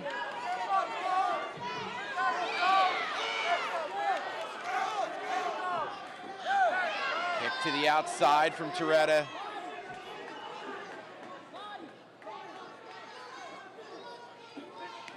Moving forward, nice body shots here from McCulley. McCulley more stalking now. Nice overhand right, comboed with that left.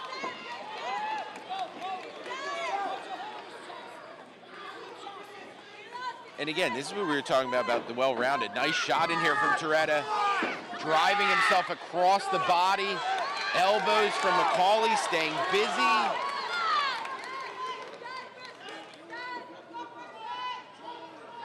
Pressed up against the cage here.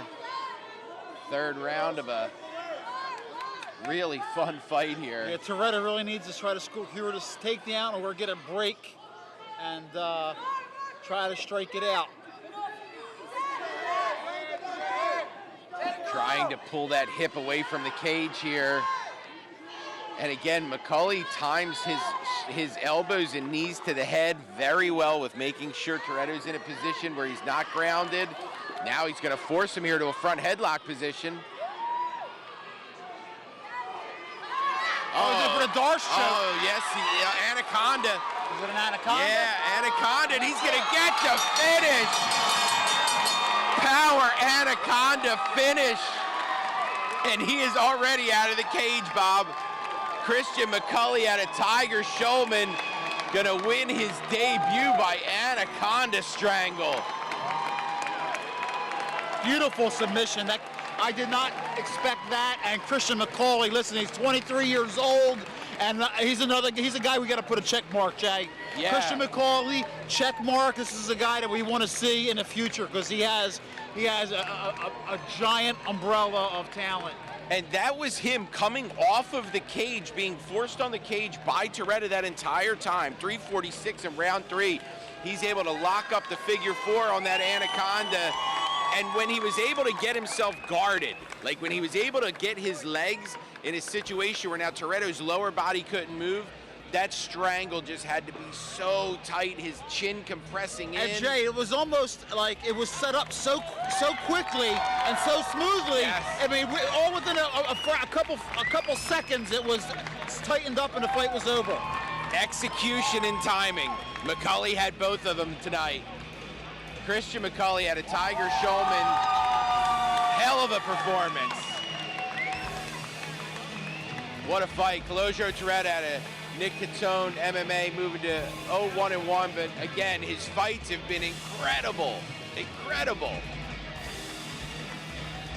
But again, Anaconda strangulation finish for the Tiger Shulman prodigy, Christian McCulley, as he moves to 1-0 in his pro career here.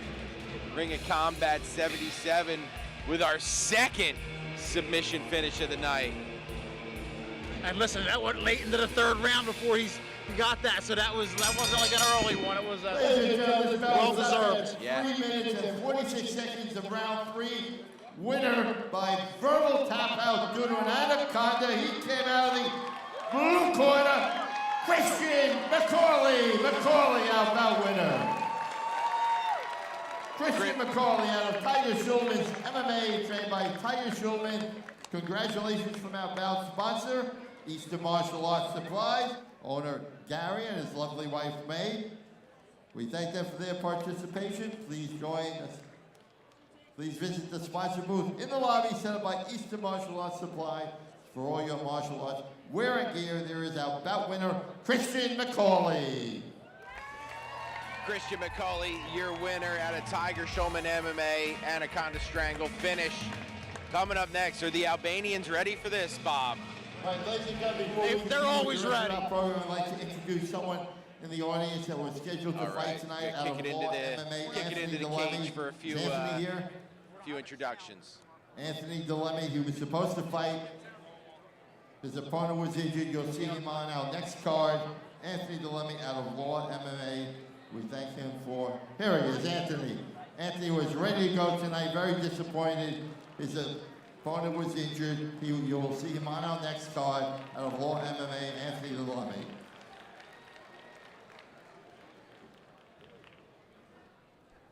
I want to thank everybody for your continued support of Ring of Combat. We have our 4 championship fights coming up, but before we do that, I want to introduce a couple of special guests that are here today. First, he's my partner and also a friend. Please welcome Frankie Perez. Our sponsor, Gold Coast Funding, from Joe Spinelli, owner.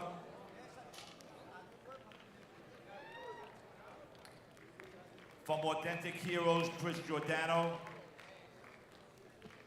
From Makers Nutrition, Matt Didino.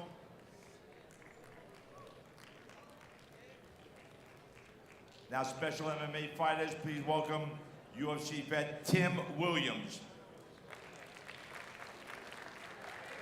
Ring of Combat and Bellator and Pride vet, first person to beat Anderson Silva, please welcome Luis Azevedo.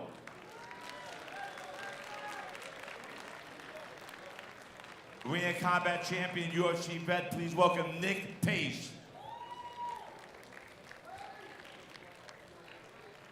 Ring of Combat champion, UFC vet, please welcome Luis Gardino.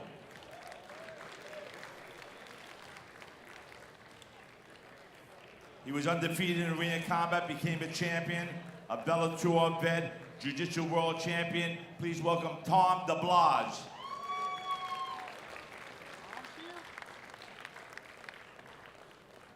A Ring of Combat champion, UFC vet from New Jersey, please welcome Dante Rivera.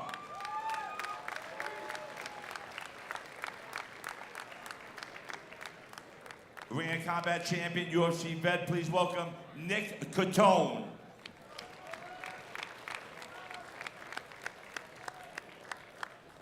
Ring of Combat champion, UFC vet, please welcome Ryan LaFleur.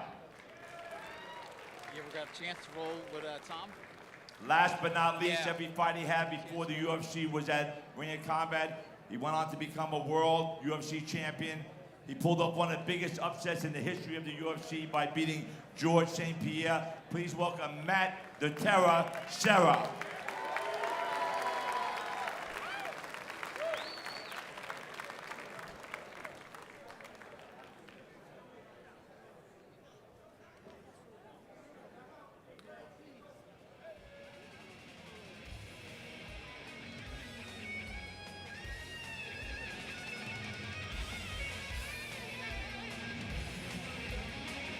All right, let's hear it for our great Ring of Combat champions, UFC fighters, world champions from the UFC, all from Ring of Combat. We thank them for their participation and attendance tonight.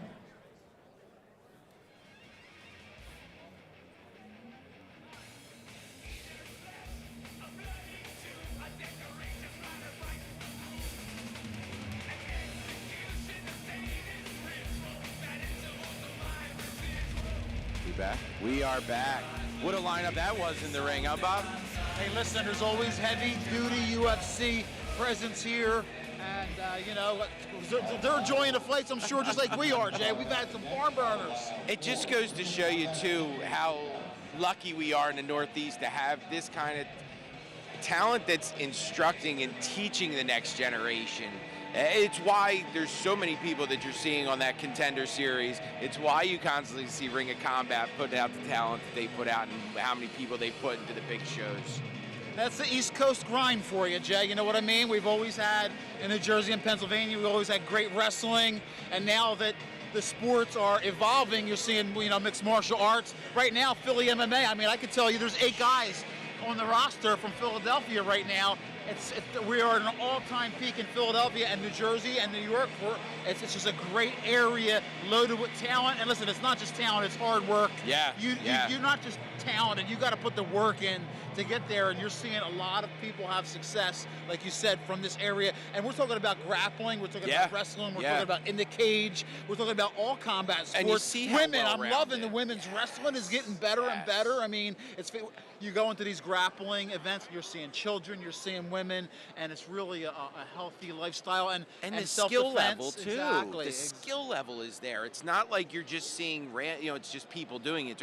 It's at a high level. And you, Jay, you're seeing it in the females. You're Oh, working with Amanda Levy. You're talking Yeah. about Danielle Kelly. I mean, some of the women that we have in this area are just next level. They're like elite. Literally some of the best on the earth.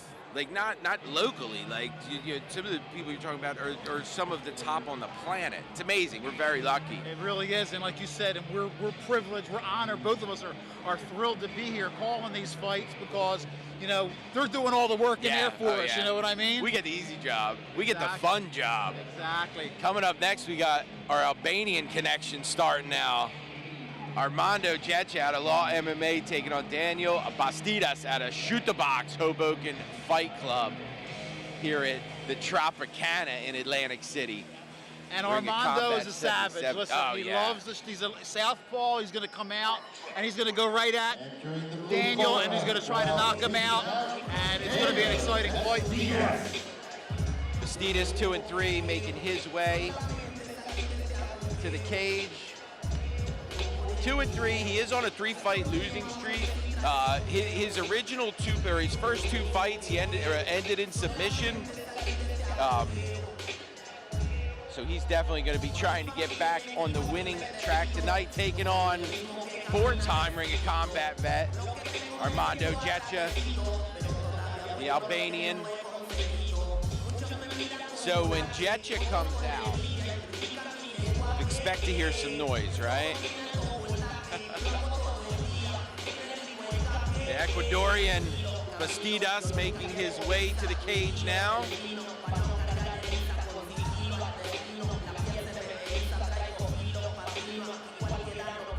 After this one, we got our 4 title fights coming up. Main event being Lenny Rafati taking on Cedric Gunnison. And we know that middleweight fight. Listen, don't get up, don't blink.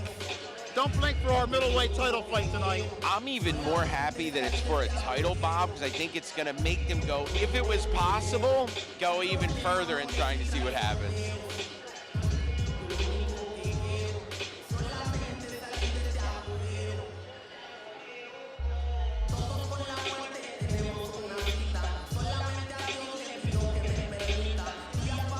So, and also in the title fights, if there ends up that there's any type of draw in any of the 4 championship fights, we're going to go to a 4th.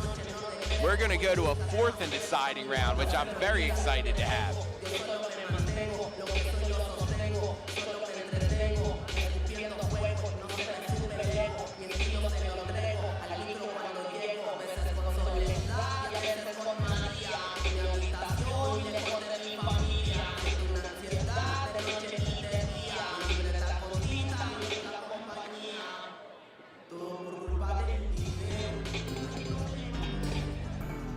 In the red corner, Armando Jecha. Armando Jecha out of Law MMA. 3-3 for Jecha.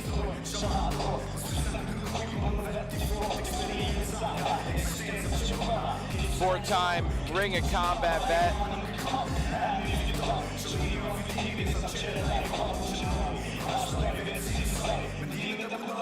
trunks for the Albanian. And Armando has been training much more. He kind of trains camps, spending much more time over there with Ray Longo.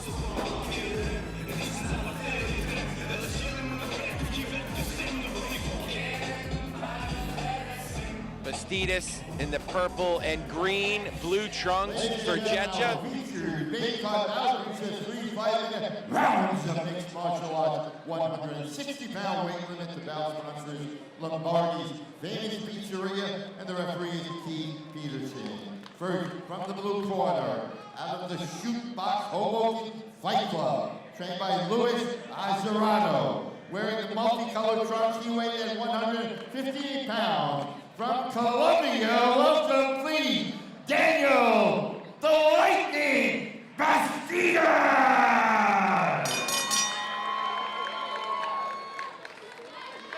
Coming in out of the red corner from Law MMA, trained by Ray Longo, wearing the blue trunks, he weighed in 160 pounds. From the Bronx, by way of Albania, here is Armando Jetcha! All right, this fight brought to you by Lombardi's Pizzeria.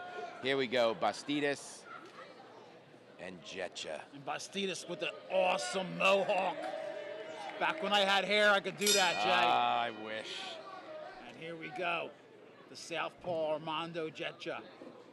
Matching southpaw stances here.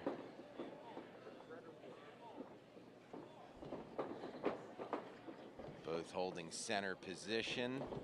A lot of movement here.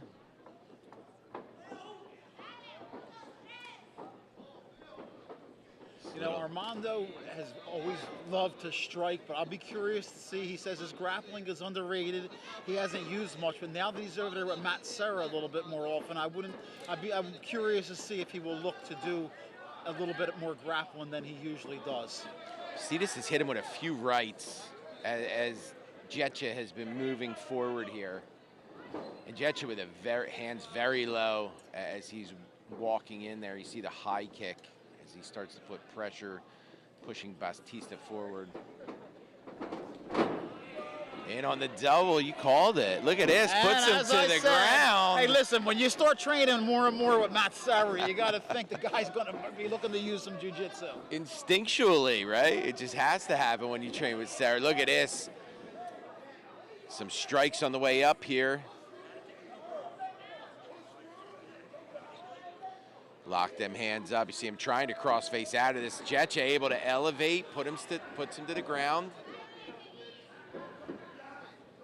Bastidas was trying to lock his legs into a triangle, but very aware was Jetcha, and he'll end up inside the guard right up to his feet here. I like how he's handling the situation from top too, getting up to his feet. And his corner has to be happy because I know that they were looking for him to do more of this instead of just standing there and striking. Change it up, use all of your game, get the takedown, score some points that way, and they got to be happy with what they're seeing right now from Armando. Early on too, like able to score these points early on, and if he's looked to try to catch an arm, but way out of position on it, back to the feet. Nice high kick on the way up from Jetcha. Bastidas back to the feet here. Again, still matching southpaw stances.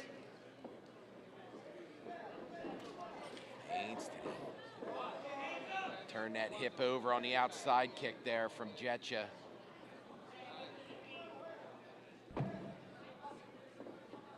Slap to the inside from Bastidas.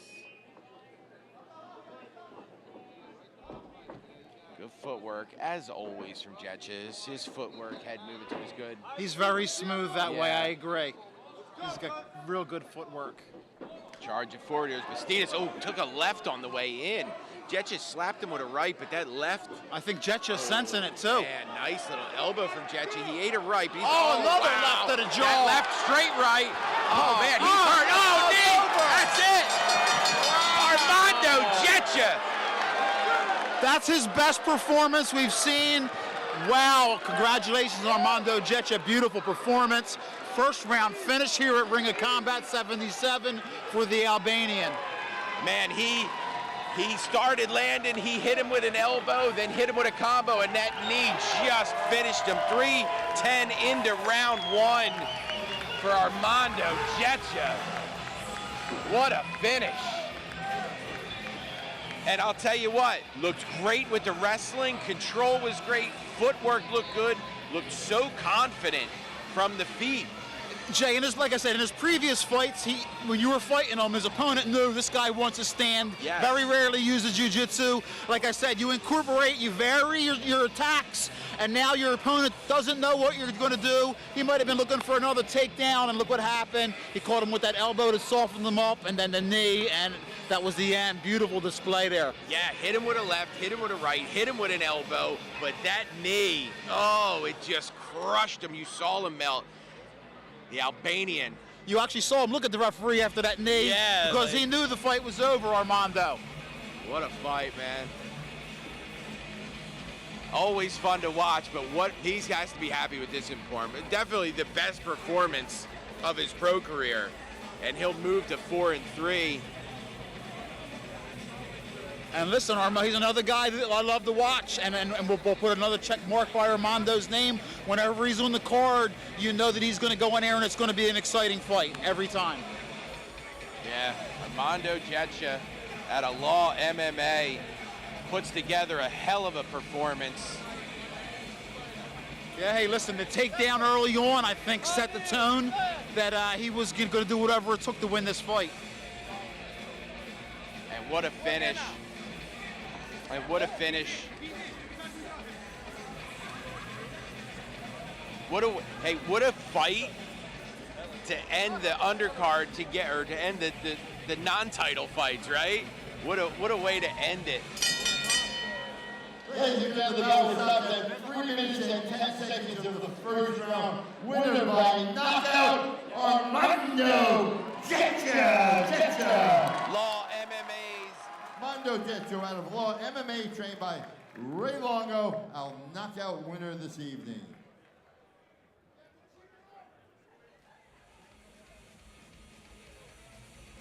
Armando Getcha at a Law MMA, your winner by ref stoppage. Armando Getcha. Ref stoppage with that knee. So, great fight. Getcha, super impressive. Bob, now we're on to the title fights. First title fight of the night.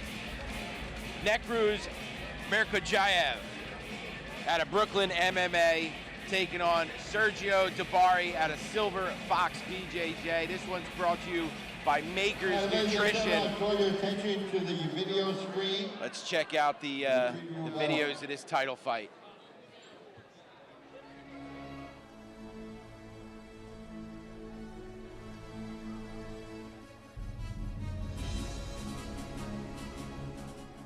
Hi guys, my name is Neglia. Preview of our first championship bout. 5 rounds of Brooklyn MMA. This title means to me a lot, so I want to get this title and sign to the UFC. Hey guys, my name is Sergio Dabari, 35 years old, fighting out of Silver Fox BJJ, North Jersey Muay Thai. I'm fighting for the 145-pound strap tonight, and I'm really excited to put on an amazing show for everybody. This is many years of hard work coming into this moment, and it's going to be a really, really great night.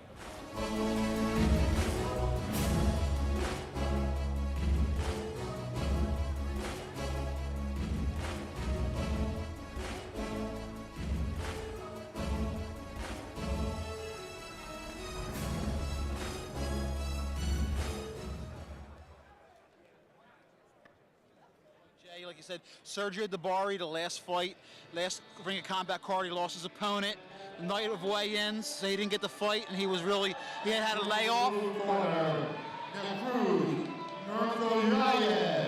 And listen, Terry Gold's Brooklyn MMA, he puts out some tough fighters. He's got Nekruz fighting right here for the title, and he's got Surab Dabarkov coming back again, fighting for the 135-pound title. So those guys always bring it. This is a really good fight. Tell me a little bit about Silver Fox. So it's funny because that's what I was just going to get into is that, again, we're in a situation that, like, even though it's from a jiu-jitsu school, like, Sergio Dabari is well-rounded. Like, they're striking. You know, Silver Fox is also, you know, the same guys that work with Aaron Blanchfield. So they're used to working with these high-level people already. Most of the people in the corner for Dabari have pro MMA experience. So again, even though it's a grappling school, incredibly well-rounded these guys are. Well, you just brought up the name Erin Blanchfield. I want to give everybody a big tip out there. When she fights Meatball Marley McCann, bet your house. Bet the house on Blanchfield. Blanchfield's going to show her East Coast MMA. Yes, very excited for that one. And I hope Erin's a giant underdog. Yeah, right. So I can make more money. Merkachayev making his way into the cage. Brooklyn MMA representative, 145-pound strap on the line.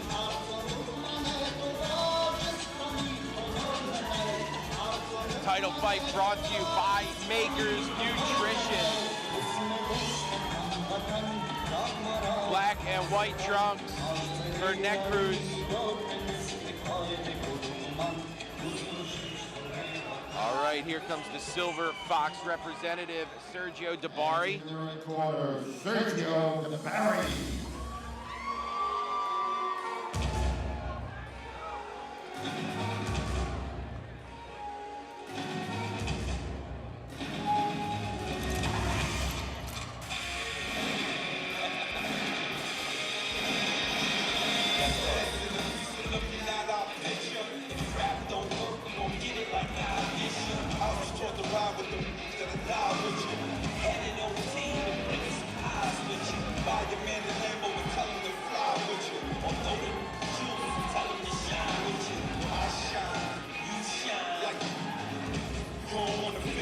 Dabari making his way to the cage. Necruz 5-3, Bellator veteran, 3-1 in Ring of Combat. Sergio Dabari, Bellator veteran, hasn't fought in a bit, hasn't fought since 2020, but 5-2 record. And again, these guys are constantly training.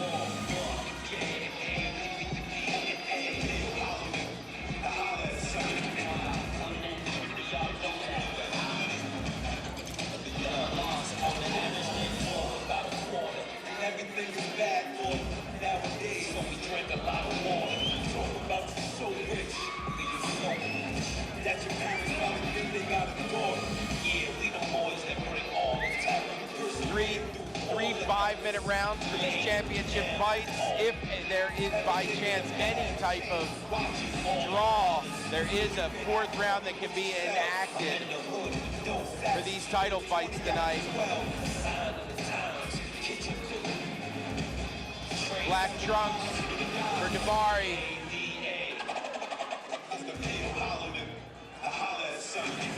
Necruz in the black and white. Ladies and gentlemen, this is the first of our championship bouts for the vacant Ring of Combat Featherweight Championship. 145-pound weight limit, 3 5-minute rounds of mixed martial arts, extension round if necessary. This bout is sanctioned by the New Jersey State Athletic Control Board. Commissioner Lowry has the senior counsel Nick Lembo in attendance. The bout sponsors Makers Nutrition, and the assigned judges are Danny Caroline, Anthony Tamburino, and Dave Torelli. Controlling the action will be Keith Peterson. Introducing first from the blue corner, and of Brooklyn MMA, trained by Terry Gold. Wearing the black trunks with the white trim, he weighed in 144.5 pounds. From Brooklyn, New York, Walter Fleet, the Cruz, the Giant! Coming at him from the red corner, out of Silver Fox, BJJ, and North Jersey Muay Thai. Trained by Paul Private. Wearing the black trunks, he weighed at 145 pounds. From Halstead, New Jersey, there is Sergio Dabari! All right, Dabari, Mirko Jayev. The first of 4 Ring of Combat Championship belts on the line right here at ROC 77. And Jay Regabuto and I are enjoying every minute of it. Big 45ers, right? Yes. Southpaw stance for Dabari. Neck cruise orthodox here. Matching kicks, mirrored each other with the kicks. Literally looks like they're in a mirror. Inside kick countered with the overhand right from Neck Cruz. Caught that kick. Over under here. Neck Cruz pushes Dabari to the cage here. You see Dabari fighting for unders. Trying to circle under. You see Neck Cruz really focusing on head position. And I think this is what Neck Cruz wants. Neck Cruz wants a dirty boxing, wants a grappling. He wants to, impose his will. And he gets the takedown. Very nicely done. Connecting his hands might have hurt him there, Dabari. When he connected his hands, he kind of took away some of his outrigging balance with his arms and able to elevate and put him to the ground. Now Neck Cruz on top. And he's got good submissions too, Neck Cruz. Trying to get off to his side to get back to the feet here is Dabari. Staying tight though. Like you see him trying to put on his foot on the hip to try to get himself away. But you see Neck Cruz doing a very good job of keeping himself over top, making it very difficult.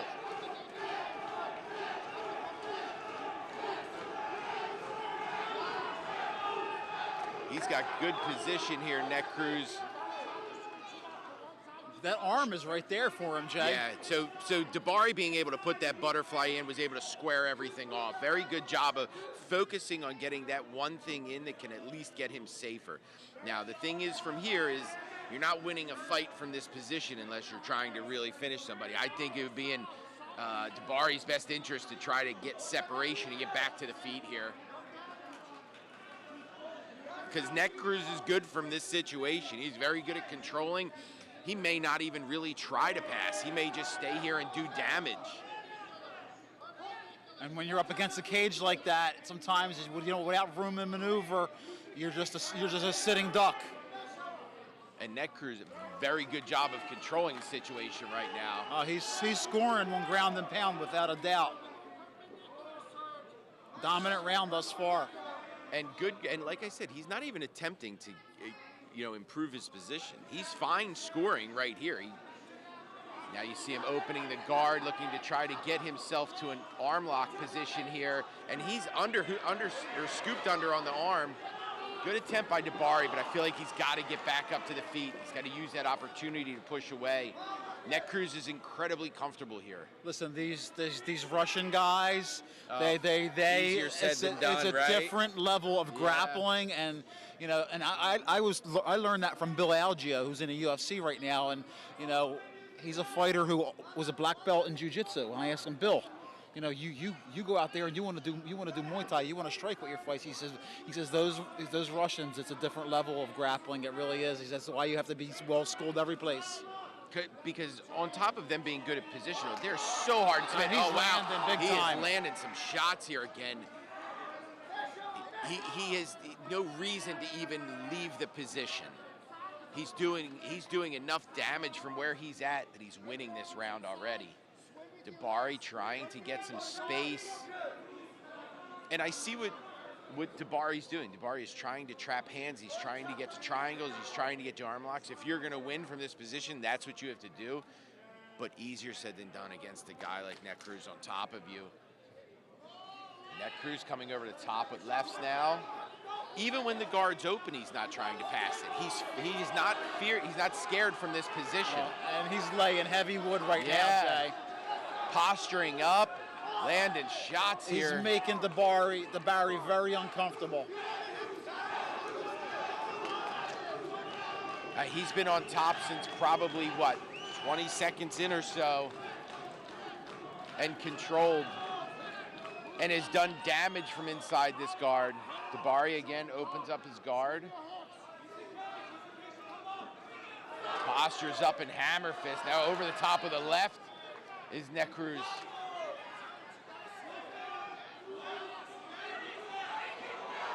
Oh, on an arm now. Dabari was able to get to it. He's got him in a lot of trouble. As we were saying that, 10 seconds. Oh, he was able to get his arm free. He was almost able to find a rabbit in a hat right there, Jay. I'll tell you, it's what he was working for the whole time. What a way to end the round. And I'm going to say I know that was a rough 4 minutes and 45 seconds for Dabari, but it has to give him some confidence knowing that he was able to accomplish what he was trying to. But again, it's not going to give him that round back. That round has to go to Neck Cruz. Takedown, control, shot, working the whole time. But he had him in a lot of trouble there, a lot of trouble. But again, so hard to submit, so hard to submit. We're gonna get to see round 2 here. Again, 145-pound strap on the line. Neck Cruz, Mirko Jayev, Sergio Dabari, Jay Regobuto here with Bob Maloney. Well, I think Sergio Dabari has to find a way to, either get on top or stay on his feet because he doesn't want to be in that position again. We saw how strong Neck Cruz was, and he basically had his way the entire round. So Dabari has to stay out of that position. All right, here we go. Round 2. Southpaw stance again for Dabari. Circling away from that. Power hand. Eye kick from Neck Cruz. I think Neck Cruz is... Hit him with a right side from Dabari. Yeah. Nice. Caught that leg again. Puts him to the ground. Neck Cruz again. Right in front of us here. Has his back and immediately trying to strike over top. You see Dabari turning to his side. I think it's in his best interest to get back to his feet. Or Neck Cruz looking to take the back from here. Trying to get his level going forward so that he can't lock it in. But Neck Cruz able to throw a back hook in. He'll see if he tries to figure 4. Good job escaping the leg by Dabari. Shots to the thigh here with the knee from Neck Cruz.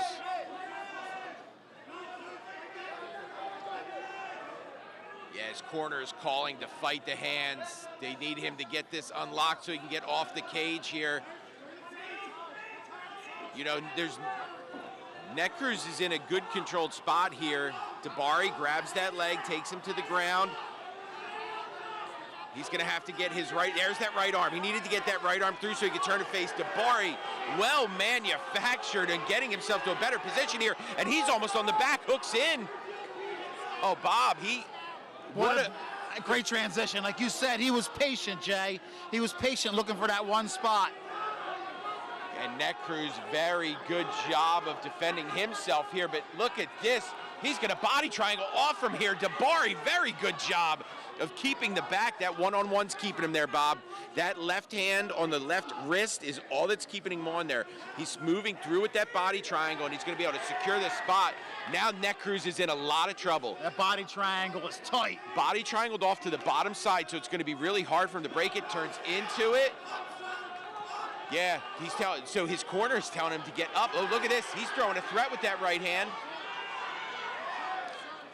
Now listen, I'm gonna tell you, if I'm Dabari from here, I'm 100% looking for the finish, but do you know what I'm doing more than anything? Making sure I win this round. He has to get this round back. And he's in a position where he can, threatening with that left hand. Neck Cruz creating some space, trying to get his shoulders to the mat. Dabari throws that butterfly in, head and arm choke. And he's mounted here. You see him adjusting his position. He got to get his head a little further down, and he adjusts. Sergio is close. He's going off to the side here. Dabari in very good position to finish this. He's sinking the hips. He's got good position. Starting to throw some strikes here is Neck Cruz. Now he's got to either change the trajectory of that elbow to where it points towards the head so he can push his arm down, or he has to give up his back. It's really your only 2 options. He might be able to tough it out and turn in, but I'm going to tell you, if Sergio, now you see Dabari adjusting position. Right to mount. Out of the choke, but into the mount. All right, now let me ask you. Oh, now he's got some ground and pound. Might get him to turn again here. Good position here for Dabari. Oh, he's under the chin. Dabari under the chin, neck cruise fighting, trying to use the cage. Able to put himself back to mount. Dabari makes him eat a right. What a battle here. And he's mounted high here. Keeping position. Good job of circling the leg through so that he maintains top here. Dabari now inside the guard. You're talking almost a 10-8 here, Bob. Possibly. Moves up, trying to trap triangle here. It's not near a finish. Dabari has good posture here. Nice punch to the face. Necruz has to find some energy here. Dabari stands up. Slam, here it comes. Power bomb. Able to get past the guard on the power bomb there. I think he's taken a lot of energy out of Necruz in this round, Bob. What a recovery from the first round for Sergio Dabari. Oh, there's knee to the liver. I'm going to tell you that this is close, got to be close to a 10-8. I mean, what a dominant performance all the way around. He was in trouble a couple times. Without a doubt, he was in trouble a few times. Let me just throw this in here, Bob. If that was a 10-8, and we had a 10-9 the one before, and we get another 10-9, we might see a fourth. We might see a championship. We could get a championship round. All right, what a round for Dabari. His confidence has to be through the roof. You have to think that he is going to do everything in his power to get this back to the ground. I don't even think it's worth messing around with anymore. He was so dominant in that round. And you know, Jay, I think one of the big keys was his maturity and his patience, waiting for that one moment to where he could get the dominant position. And he took advantage of it. Again, matchmaking tonight. Wow. Frankie Perez, Lou Neglia, like I said. Wow. Round 3. It's nothing new for those guys. Necruz, Dabari. 145-pound strap on the line.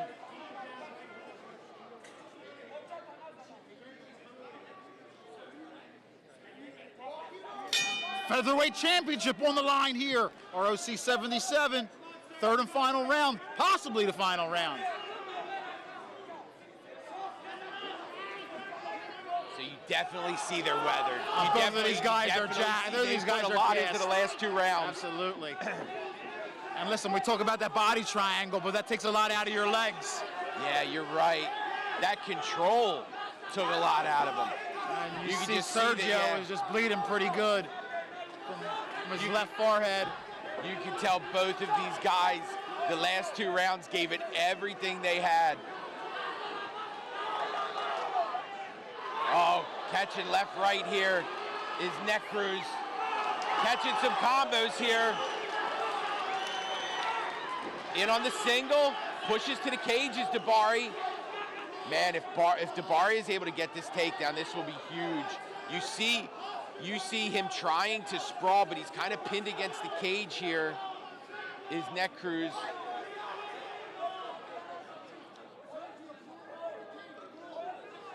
I mean, when you talk about having to dig deep, both of these guys right now are using one of these guys are going to really earn that title tonight.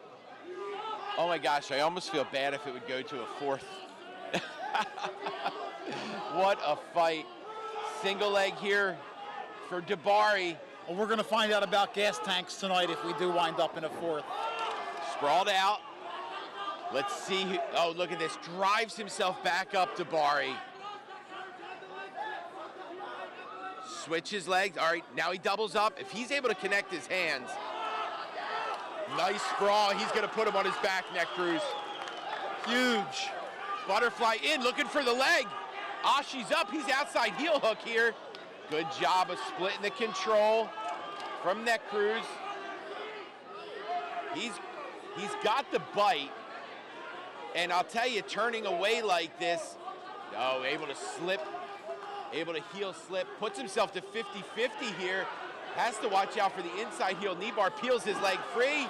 Nice slipperiness right there by Mirko Jayev. Very slippery. Kept turning so that he would lose the controlled position, able to keep top here.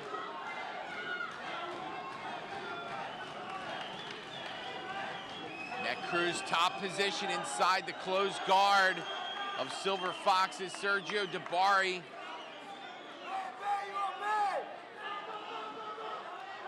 Little backhands on the way up. Nice kick, nice up kick from that bottom position. Pushing inside of the guard. And again, I can't imagine that Neck Cruz is going to be like trying terribly hard to pass guard. Like just being on top is winning him this round right now. We're under 2 minutes here in this third round. Again, I'm not sold that we might not see a fourth here, Bob. Yeah, it all depends. If that second round was a 10-8, you very well could be right on your prediction, Jay. Passes the guard, side control here for Neck Cruz. Dabari turns away, turtles up. Neck Cruz, head and arm control here, trying to look for the strangle. Good job finding himself to a wrestle-up position from half guard as Dabari. See him scooping that leg. He's going to try to come up to his knees in a dogfight here. If he can get up to his knees, he's going to have a good angle to sweep here, but he's got to get to both knees, and he'll run himself across the body if he can here, up to both knees. His head goes to the far hip.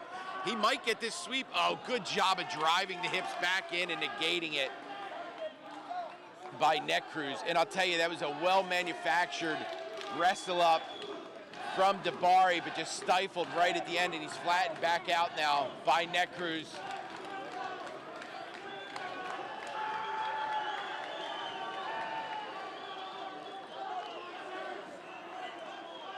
Brooklyn MMA's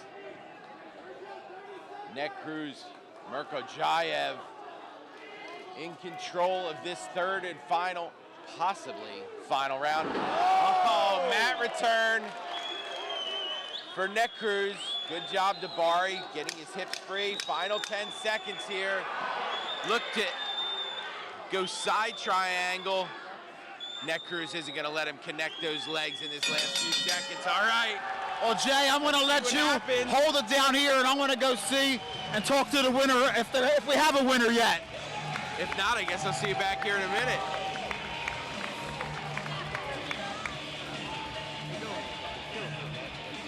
All right. What a fight. Sergio Dabari out of Silver Fox. Neck Cruz, Mirko Jayev out of Brooklyn MMA. It looks like we're not going to go to a fourth. We are going to get a judge's decision here. Lou Neglia in with the strap. Who is going to walk away with this 145-pound title? What a fight. Back and forth. Amazing, amazing second round for Dabari. But Neck Cruz in control of the first, in control of the third. I guess it comes down to the only saving grace for Dabari could be as if he 10-8'd him, and then we could see a fourth. But it looks like this is going to be settled in 3. Yes. Pete Peterson calling him to center.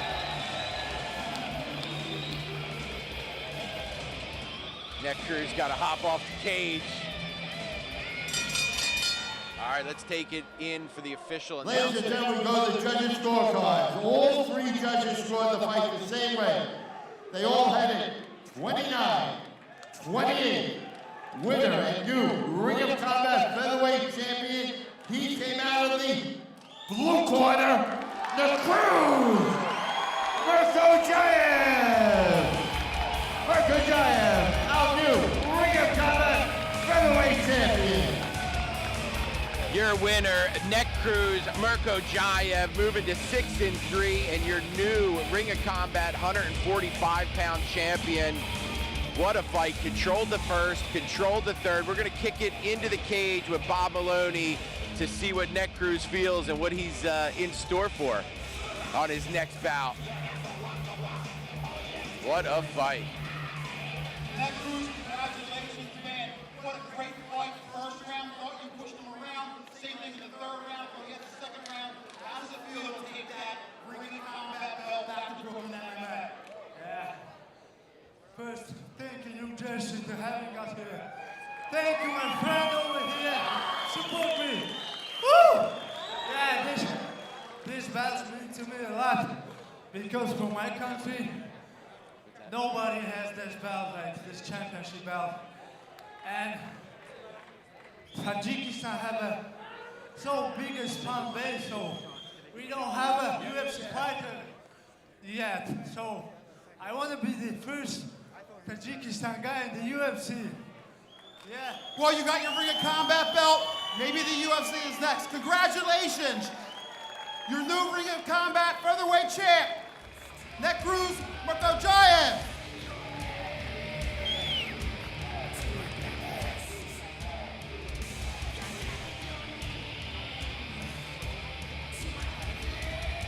All right, your winner, Cruz Murkojayev, moving to 6-3. Your Ring of Combat 145-pound champ. So coming up next, our next title fight. Oh, I've been really excited for this one.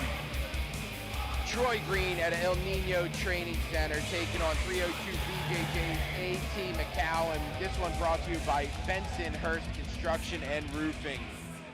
Wow, this next one, Jay, look out. We've been waiting for it.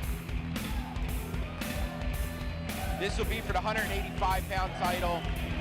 McCowan, Ring of Combat vet. We've watched him with some of the most entertaining fights. And you know, AT, when I did an interview, I talked to AT before the fight, and he was like, you know, I like pain. You know, sometimes it takes me to get a few times of getting punched in the face before he doles out his own punishment. So we know he can take it as well as dish it out. Yeah, McCowan at a 302, 5-2 record on a 4-fight winning streak, 3-0 here in Ring of Combat. Troy Green 4-1 at a Budokan, 4-0 in Ring of Combat. So both these guys are undefeated in this cage. Well, and let's talk about Troy Green, because Troy Green was fighting at 170, okay? And, you know, I'm not sure what his decision was, but he decided not to cut as much weight. He looked great at the weigh-ins, and this is his first fight at middleweight, and he's getting a title shot. Probably going to kick to some pre-fight videos, but I don't think this one goes the full 3. I could be wrong, but I think these guys are going to be... Hope you guys are enjoying our broadcast tonight on Airy.tv. This is our Ring of Combat's first event on Airy.tv, and it's the beginning of a new relationship, and we look forward to, listen, if you don't know about Ring of Combat, some of the top regional combat in the country, Louis Neglia has really developed a formula here to get guys to, you know, providing a forum for them to win and get to the UFC. Yep, a successful forum, a very successful forum. Troy Green at El Nino Training Center making his way to the Ring of Combat cage. Again, this is for the 185-pound strap.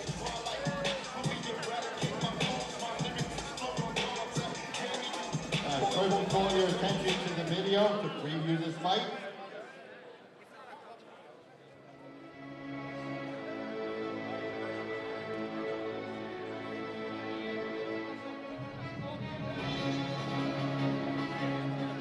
Troy Green, 29 years old, fighting out of El Nino Training Center, fighting for the 185 strap. Already got the 170, so let me just add that to my record.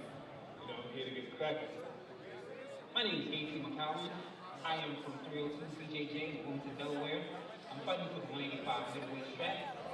I plan on taking this back, putting this on my mom's trophy mantle. This will be my first official title as an amateur or professional, so this means the world to me. Thank you, Lou. Thank you, Frankie, for the opportunity. I look forward to, you know, getting this done early. I'm thinking about the first or second round finish and taking this thing back on. Big smoke, big smoke.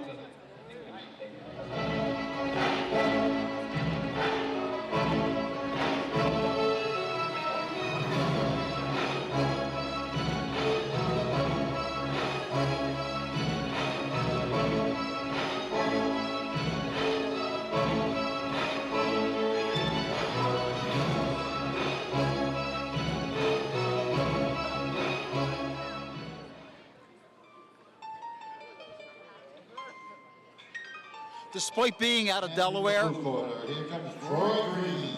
I still consider A.T. McCowan part of the Philly MMA culture.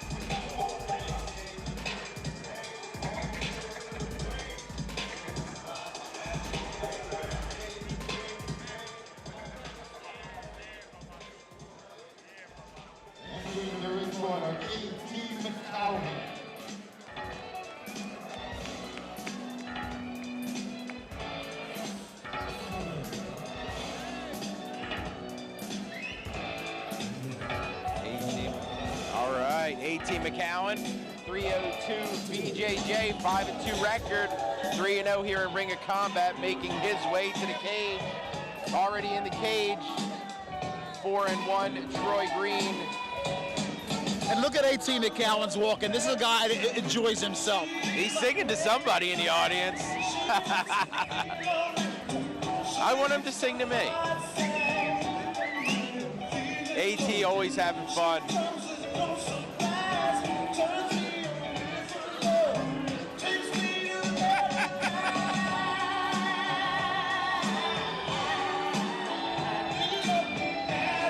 Again, I think this belt means a lot to both of these guys. A.T. was saying how this would be his first title, 170-pound champion Green. But you can see Green is a big 170, to say the least. Then again, McCowan's a big 185. He's got his abs out tonight. Right? We wouldn't know what they are, Jay. Nah, been a minute. Been a minute.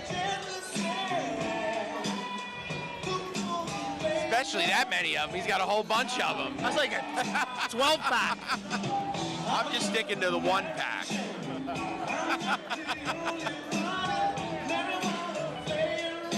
£185 Ring of Combat strap on the line. McCowan and Green still have 2 title fights coming up. Darabakov and Escareno and Gunnison and Rafati still to come.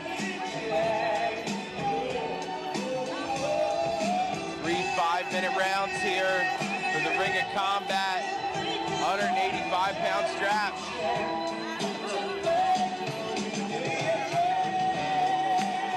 Black and red and white for McCowan, black and white for Green. Ladies and gentlemen, our championship bouts continue. This is for the vacant Ring of Combat Middleweight Championship, 185-pound weight limit. 3 5-minute rounds of mixed martial arts, extension round if necessary. The assigned judges for the New Jersey State Athletic Control Board are Donnie Caroline, Anthony Tamburino, and Carlo Urso. The referee is Jasper Oliver, and the bout sponsor is Bensonhurst Construction and Roofing. First, from the blue corner, out of El Nino Training Center, wearing the black trunks with the white lettering, he weighs at 183.5 pounds. From Brooklyn, New York, there is Troy, the Ghost Green! Ready for action out of the red corner, from 302 BJJ, trained by Larry Edwards, wearing the black, multicolored trunks, he weighs in 184 pounds. From Middletown, Delaware, here is A.T. McCowan! Got the dogs barking for McCowan. Once again, we'll talk about A.T. McCowan. He's part of the, even though he's out of Delaware, part of the Philadelphia MMA culture. Balance Studios is the lineage over there for 302. I'm sure Jay knows all about the Miglioreses. Legends in Philly, man. OG as it gets, the Miglioreses. All right, here we go. Matching orthodox stances as they come out for this 185-pound shot. And listen, for being a 170-pound champ, Green, there's not much of a size difference. Like, I thought it would be a little bit, McCowan would look a little bit bigger, but they're actually fairly evenly sized. I agree. He must have a hell of a weight cut to go down to 170. He must, you know. Oh, nice body, man. Flew right by him, though. So much momentum going by him, and Green pushes him up against cage. Hear him even address his coach. He was like, I got it. He knew he came in quick. Did McCowan. Level change here from Green. Counters by underhooking, scooping that far leg. Not going to work, though. Green elevates, puts him to the ground. Good head positioning to pin his upper body down from Green. Very technical move to keep somebody like McCowan down, which isn't an easy thing. See how he's elevating the leg with his right arm and using his head to pin? He's controlling hip and upper body by lifting the leg and then pinning with the head. Very strategic move to go against somebody that's explosive and can move like McCowan. Incredibly intelligent work, grappling from Green.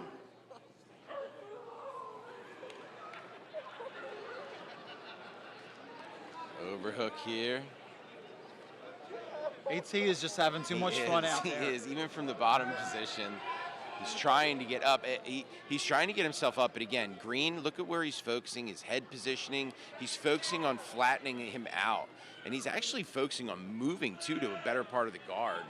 Trying to pass here as he's coming over top. McCowan, oh, nice, well-placed knee to the chest from Green. McCowan slowly oh, man. He's timing them so well, trying to get to the back here of McCowan is Green. No, he's got like a seatbelt grip for control here. Oh, man, he's timing that knee, squares himself off. Now, I think that was more McCowan squaring off. Now, McCowan taking his turn here and pushing against the cage. Double unders, good head position. That was important for him to get off of that cage there. Yeah, it was.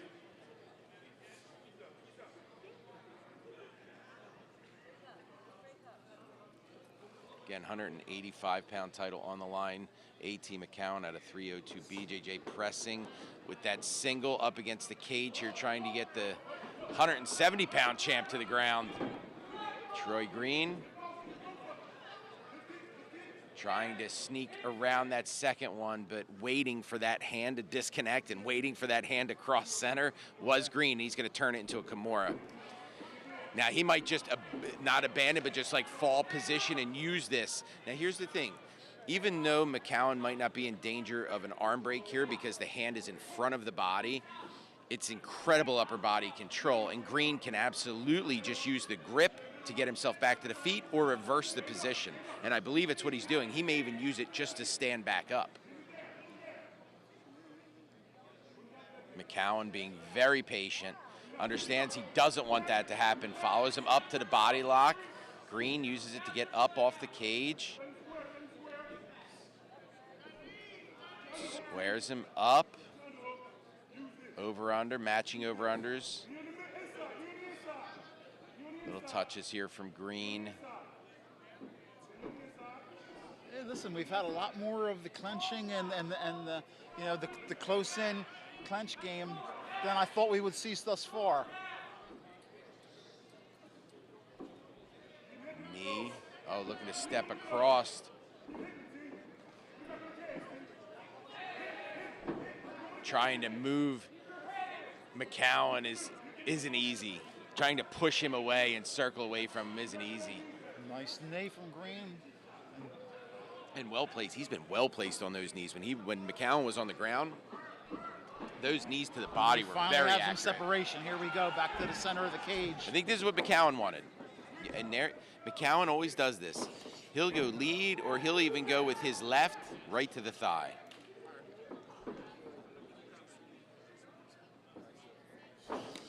High kick from Green.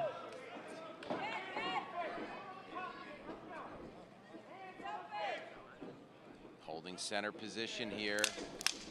Final 10. Oh, look to go on a pick. Gets up on a single, trying to elevate. Good balance here from Green. He's going to take him down. Is McCowan.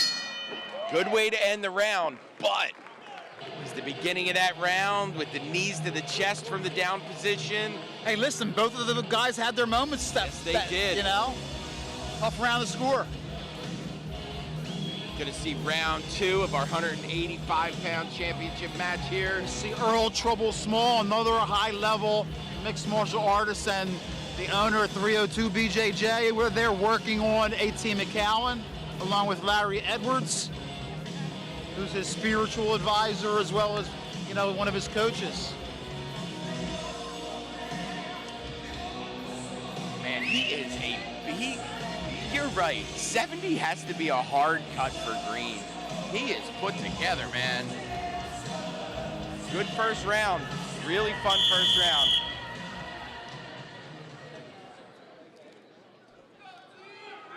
Ring of Combat Middleweight Championship is on the line here as we head to round 2.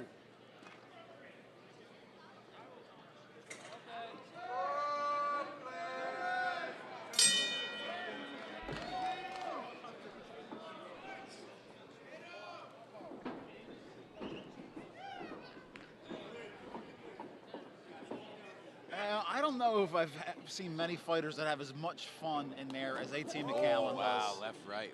Big uppercut, swing and a miss from Green, but he looks like he's smiling with the mouthpiece in. Right, he's clearly smiling. A.T. He's controlling center. You see him trying to stalk forward now. Green with some foot movement, some head movement, goes to throw in a left, trying to out-angle him here. Very good movement from Green.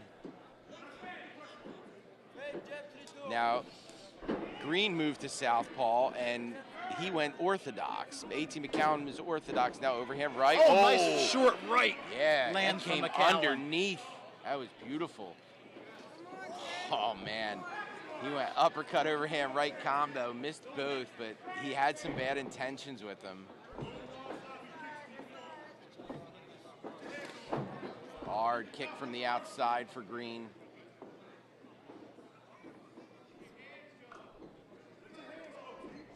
Stalking forward, inside kick from Green.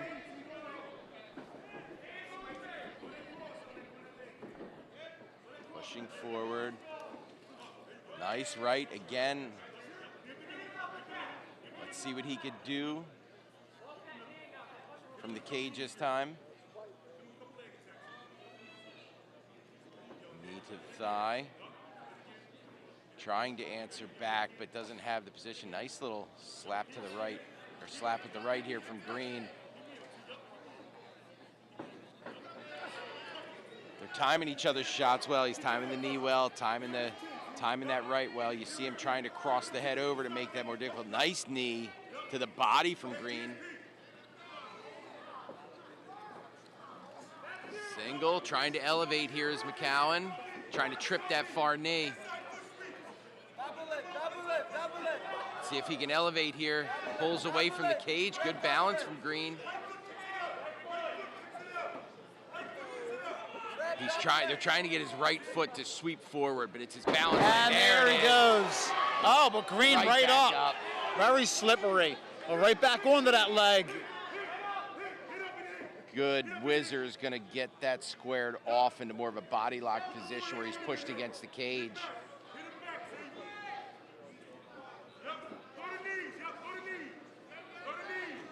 Oh, almost shucks him by here. Nice knee, pushes back forward as Green reverses the position here.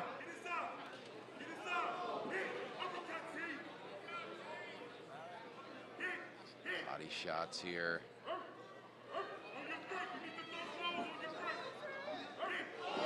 Oh, man. Both of them look for the right on the exit. Matching orthodox. Oh, he switched to southpaw and then threw a straight right. Or straight left right down the by pipe. Green.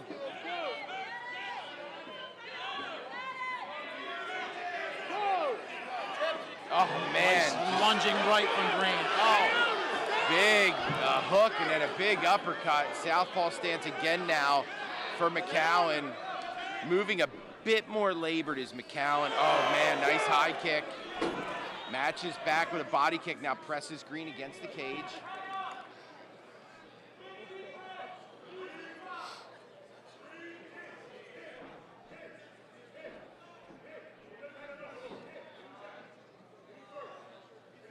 Down low on the single here.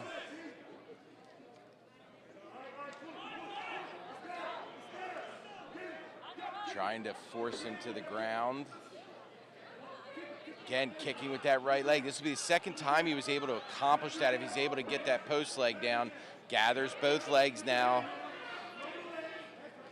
See, here's the thing. While his head is down, he's able to not only strike, but push away and turn.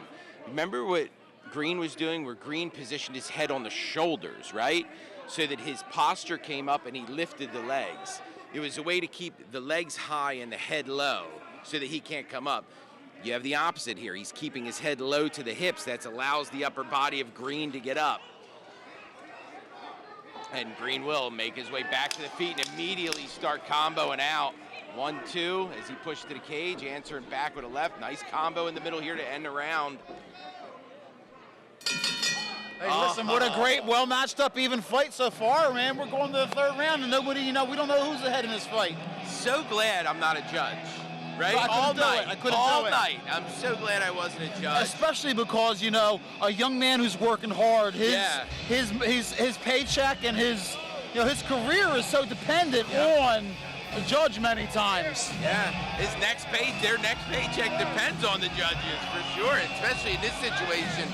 I'll tell you, again, like we were saying, very evenly matched. We're going into the third round here. I'm excited to see, choosing not to take the chair again is Green.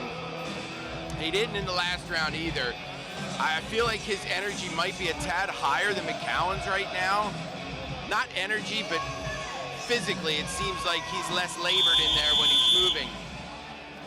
All right, round 3, 185-pound strap on the line. A.T. McCowan at a 302 BJJ. Troy Green at a El Nino Training Center. Brought to you by Bensonhurst Construction and Roofing. Round 3, gate is locked. Gasper Oliver gets them going. This round could be deciding the ROC Middleweight Championship. Coming out matching orthodox stance, push kick from that lead leg for Green.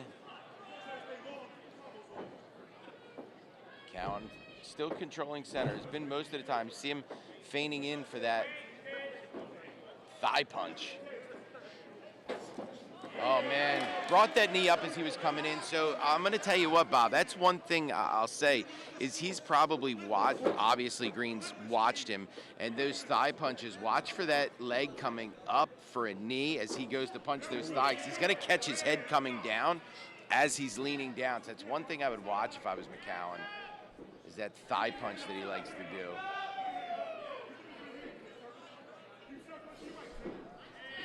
Hands are up, so he goes low with the kick is Green. Pushing forward is McCowan. Southpaw stance, high kick for Green. Swing and a miss with that hook. Looked like he might have connected a little bit with the right as McCowan, but he's going to get pressed up against the cage for his efforts here. Good job by McCowan to counter back. Switch roles here, and he has Green now up against the cage.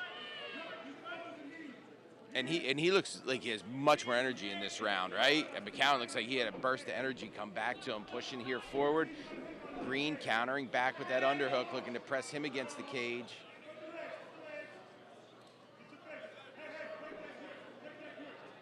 Sprawled out here on the cage, trying to elevate that single leg. McCowan, good job defending, going to force him back to upper body, matching over under grips, and McCowan will reverse the position on the cage. Nice body shot. Answered back with a knee by McCowan.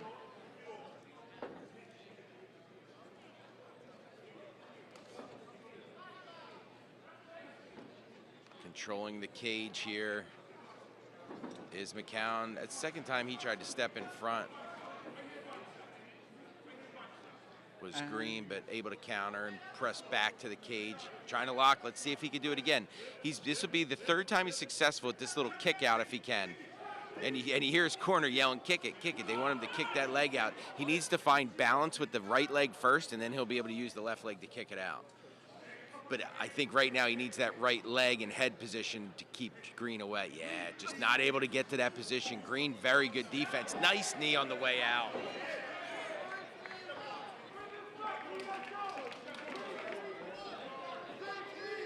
Body shot. This is where these guys are going to dig deep. A lot of times this is where cardio wins the fight for you. Circles off the cage here. Man, Bob, again, this is another really difficult one to call. McCowan pressing up against the cage. He's been pushing forward the whole time. McCowan's never stopped coming forward, even if it was at the detriment. You know what I mean? Even if it put him in trouble. Went high with it this time to Green. Nice. Doubling up with the left hand, touching him with the hook on the end. Now push, and again, McCowan doesn't stop moving forward. Nice countering back, though, is Green. Nice right. Answered back from McCowan.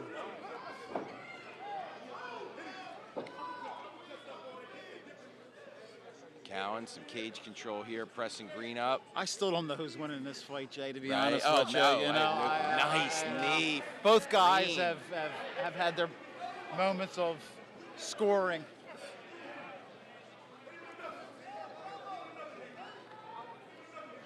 Oh, wow. He's landed a few of them knees. That one made it separate. That one was, I don't want to get hit like that again. Nice right again here from Green. So while you're getting the control and the push from McCowan, damage and touching, like landing, you got to give to Green, right? Oh, now as I say that, he lands a big one and keeps moving forward. Double unders here now for McCowan. Trying to lock the hands off. He's been very successful with the takedowns. Let's see if he can land a third here. If he were able to do that, that would be huge right now. I think Green wants to... Oh, man, we're getting close to the 10-second mark, too. Here we are. All right, let's see what they end with. Level change. Nice combo here from Green. All right, we go into the judges, Bob. Hey, listen, I don't think we're going to have a fourth round, but I wouldn't mind one. Yeah, I don't think we're going to get a fourth either. What a fight. A.T. McCowan at a 302 BJJ. Troy Green out of Budokan Martial Arts. El Nino Training Center. 185-pound strap. Ring of Combat 77. Still 2 title fights coming up. Sukrab Idarebov out of Brooklyn MMA taking on Dante Rivera BJJ's Efren Escareno, and Cedric Gunnison taking on Lenny Rafati in the main event. Lou in the ring with the strap. This championship fight brought to you by Bensonhurst Construction and Roofing.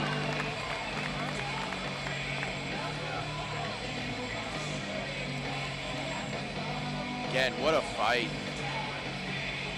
Good takedowns from McCowan, constantly moving forward, pressure, but accuracy. Accuracy from Troy Green. All right, let's take it into the cage and see who's going to walk away with this 185-pound title.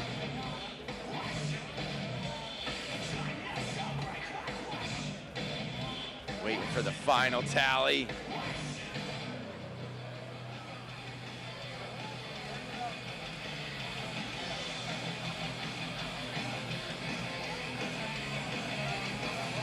Man, and I would not, if they told me it was a draw and they're going to go to a fourth, I wouldn't be terribly shocked.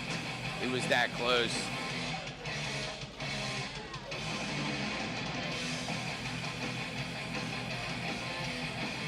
Could be a split decision, too.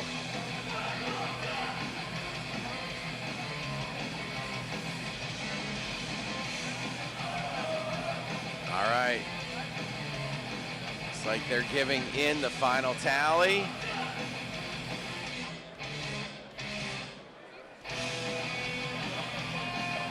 All right, let's kick it into the cage for the official announcement. All right, ladies and gentlemen, we go to the judges' scorecards. We have a split decision. Judge Caroline scored the fight 30-27, green. Judge Camarino had it 29-28, McCowan. Judge Urso had it 30-27, winner by split decision, and new Radio Combat champion, he came out of the blue corner, Troy the Ghost Green. Troy the Ghost Green out of El Nino Training Center, your winner by split decision and your new 185-pound champion here at Ring of Combat. Fun fight.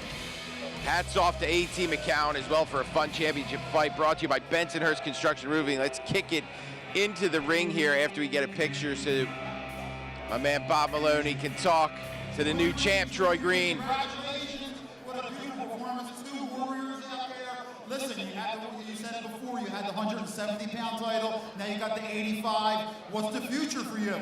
Whatever, whenever, however, what's up? Yeah? Let them know. Well, listen, you're 5-1 now. You can fight anybody. You take on the toughest competition. We can't wait to see you back, man. The middleweight champ, Troy Green. Yes, sir. I'm here. Give it up for the new middleweight champ.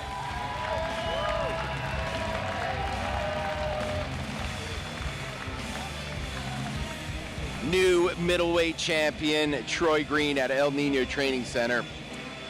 Split decision victory here tonight at Ring of Combat 77 from the Tropicana Hotel and Casino here in Atlantic City. Jay Regalbuto, Bob Maloney, your action, I'll call the action all night. Coming up next, Brooklyn MMA's Sukrab Ida Bekrov taking on Efren Escareno at a Dante Rivera BJJ. Brooklyn MMA for Sukrab.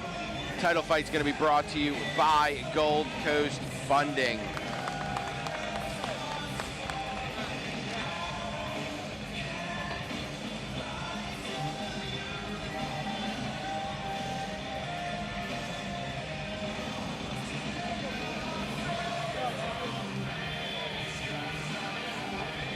Ladies and gentlemen, I call your attention to the video for a preview of our co-main event in the Ring of Combat Bantamweight Championship.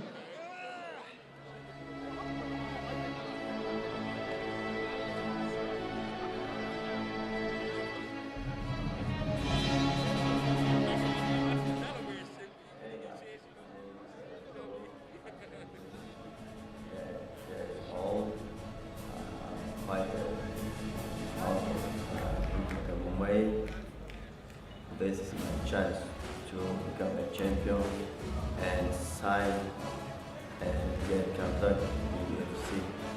My name is Efren Escareno. I'm 20 years old, fighting out of Dante Rivera BJJ in my and I feel like this is a great opportunity that's presented to me. That's why I jumped on it.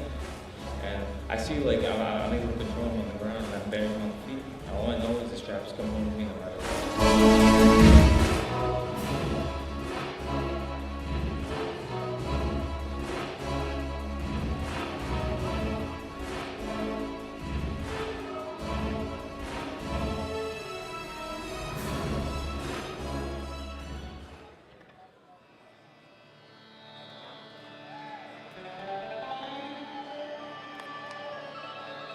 Entering the blue corner, Sukrab Ida.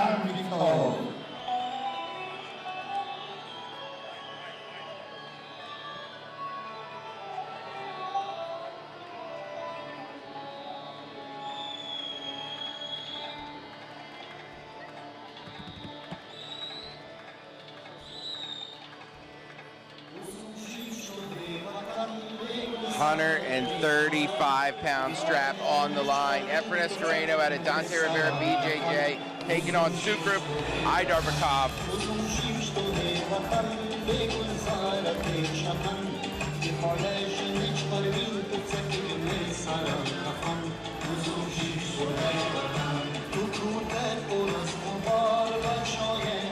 Aidarbekov making his way into the cage. Another Brooklyn MMA representative. 5-4 as a pro Bellator vet. Last time in Ring of Combat was Ring of Combat 58, and who do you think he fought? UFC fighter Merab Dvalishvili. Last time he was in the Ring of Combat cage, the machine Dvalishvili. Darbakov, 5-4. His opponent, Dante Rivera, BJJ's late replacement, Efren Escareno, making his way to the Ring of Combat cage, stepped in late in place of his teammate, Phil Caracappa, who suffered a knee injury, I believe it was, took him out of tonight's action, but Escareno says, I got this, homie. Dante Rivera, BJJ representative, making his way to the cage for the 135-pound strap.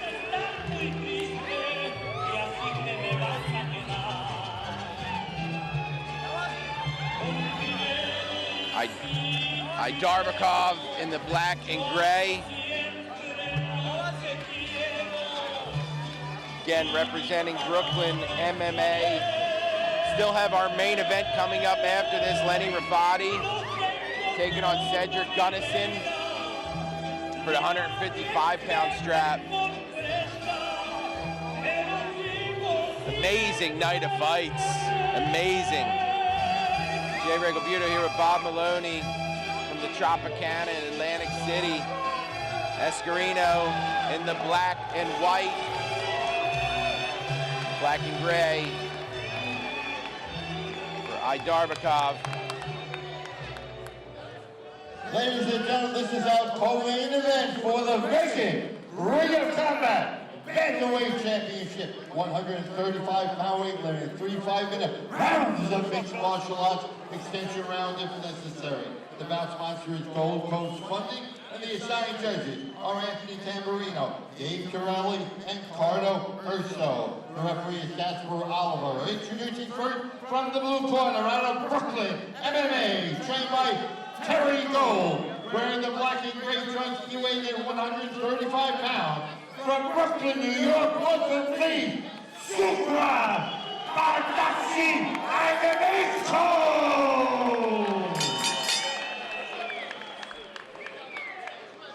Ready for battle out of the red corner, from Dante Rivera's BJJ, trained by Dante Rivera. Wearing the black and white trunks, he weighs at 135 pounds. From South Amboy, New Jersey, there is Efren, the Executioner,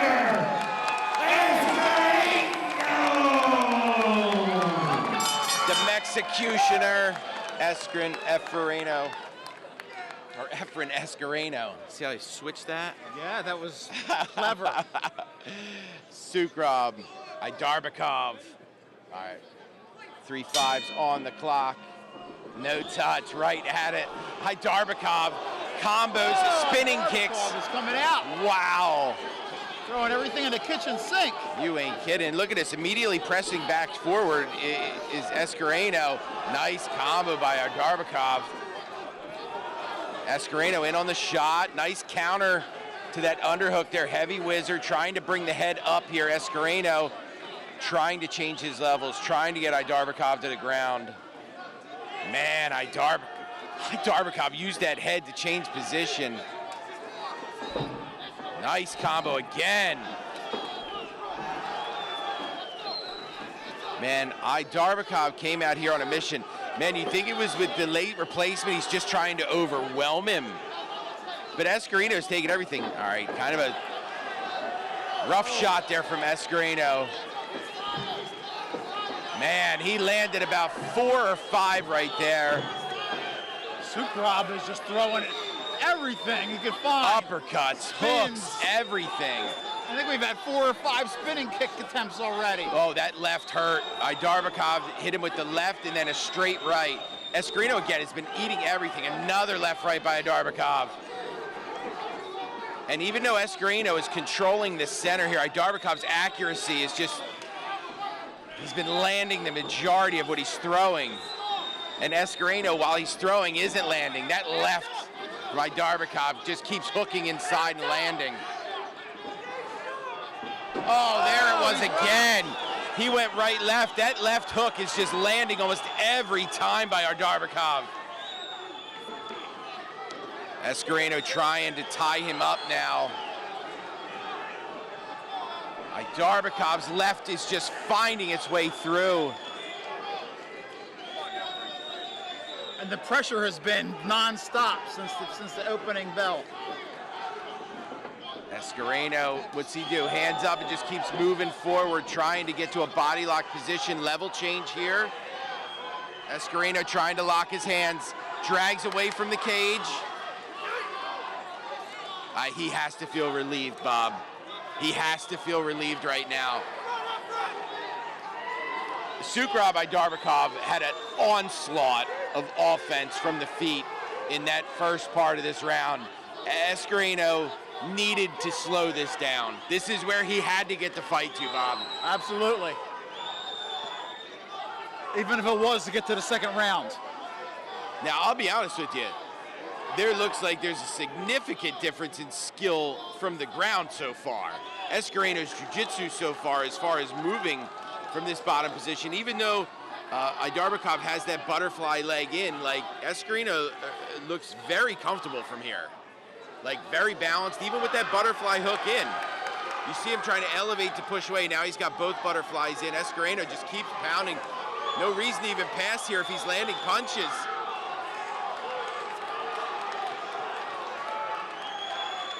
I'm surprised Darbakov isn't pushing away more to try to get back to his feet with all the success he was having from there. This is crazy. I mean, the first half of the round was all Darbakov, and now Escareno.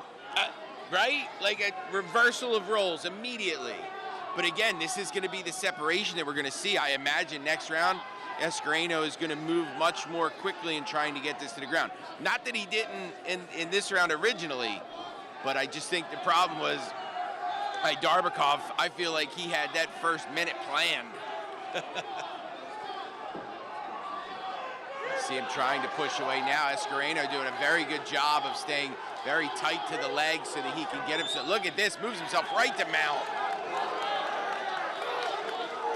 And Escareno still has some time to work here, looking to step over on a triangle. Mounted triangle here, if he gets separation on this arm. So trap triangle now. Oh, Darbakov. Nice job by Darbakov. You wonder if Darbakov almost wanted that reversal to happen with the triangle so he could posture up. Kimura here gets it behind the back. Oh, it's behind here. Darbakov trying to eat this Kimura, and he gets the tap. Efren Escareno on short notice, your winner and new 135-pound champion. And what a comeback as well. You ain't kidding. Darbakov had thrown the kitchen sink at him. Once it got to the ground, you could see Escareno. You could see that Escareno was just superior from that position. Superior ground fighter. And he used that triangle, came over top, switched it to Kimura, used it to get top position. Dante Rivera, BJJ's Efren Escareno. What a fight. Wow, fight of the night in my book. What a comeback. Darbakov threw everything at him, everything. And Escareno just weathered the storm, got it to the ground, and finishes it with a Kimura with 14 seconds left in the round. 4:46 finish in the first. Efren Escareno, your new 135-pound champ. Let's kick it into the cage for the official announcement. Ladies and gentlemen, this bell will stop at 4 minutes and 46 seconds in round one. Winner by tap out by way of Kimura. Featuring on the red corner, Efren, the executioner, Escareno. Efren Escareno out of Dante Rivera BJJ, your new 135-pound champion here at Ring of Combat.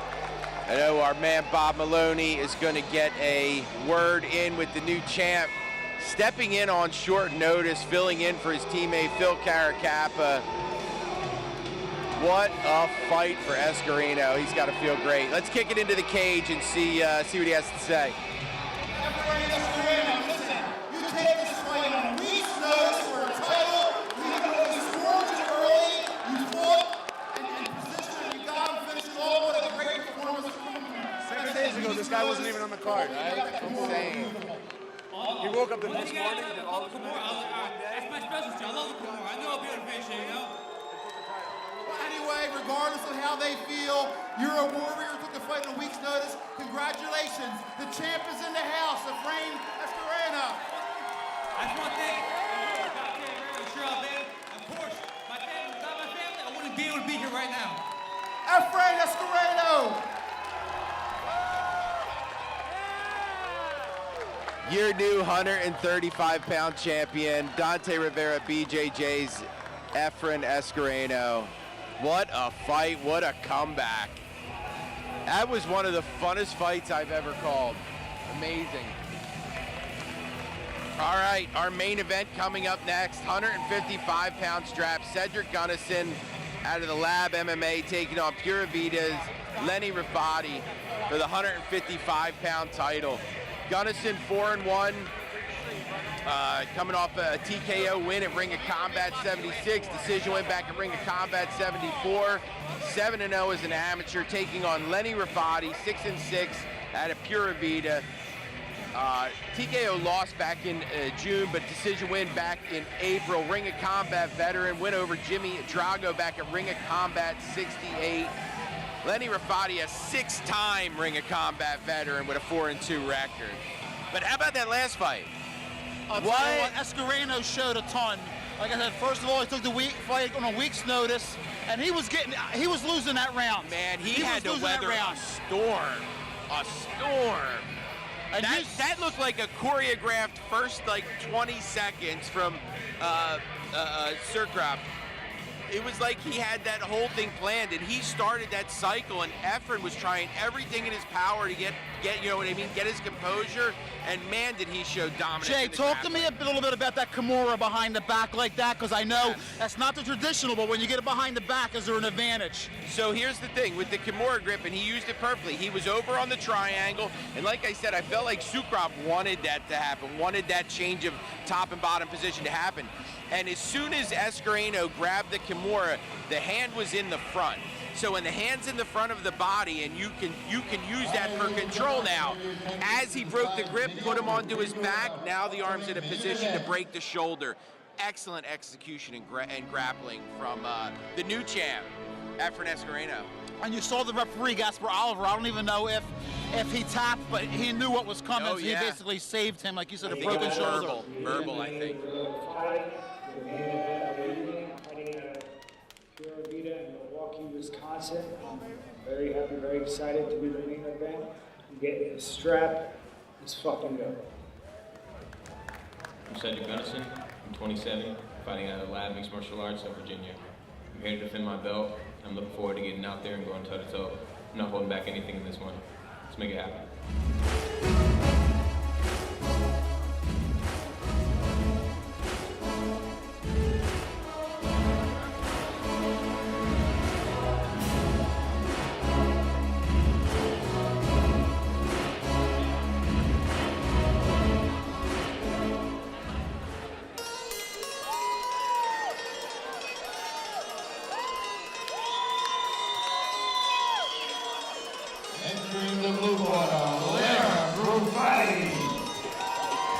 Lenny Rifati out of Pura Vida, BJJ, taking on Cedric Gunnison.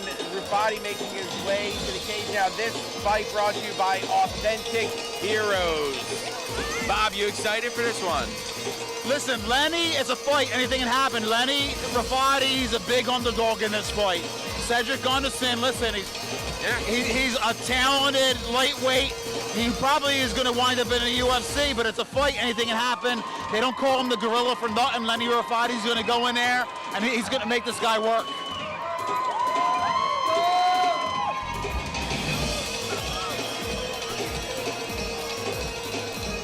Rifati with the Albanian flag as well.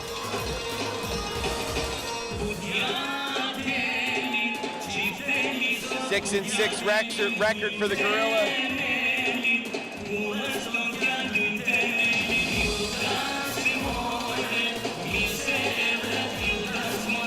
155-pound title on the line.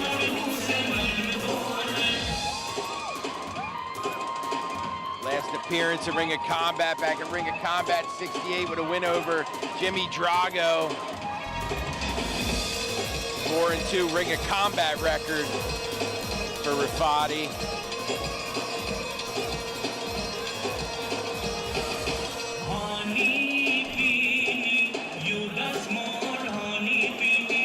Man, top to bottom, just unbelievable card. Matchmaking is just outstanding.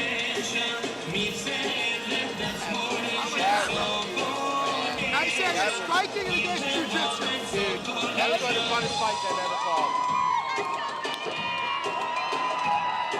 Black trunks for Rafati.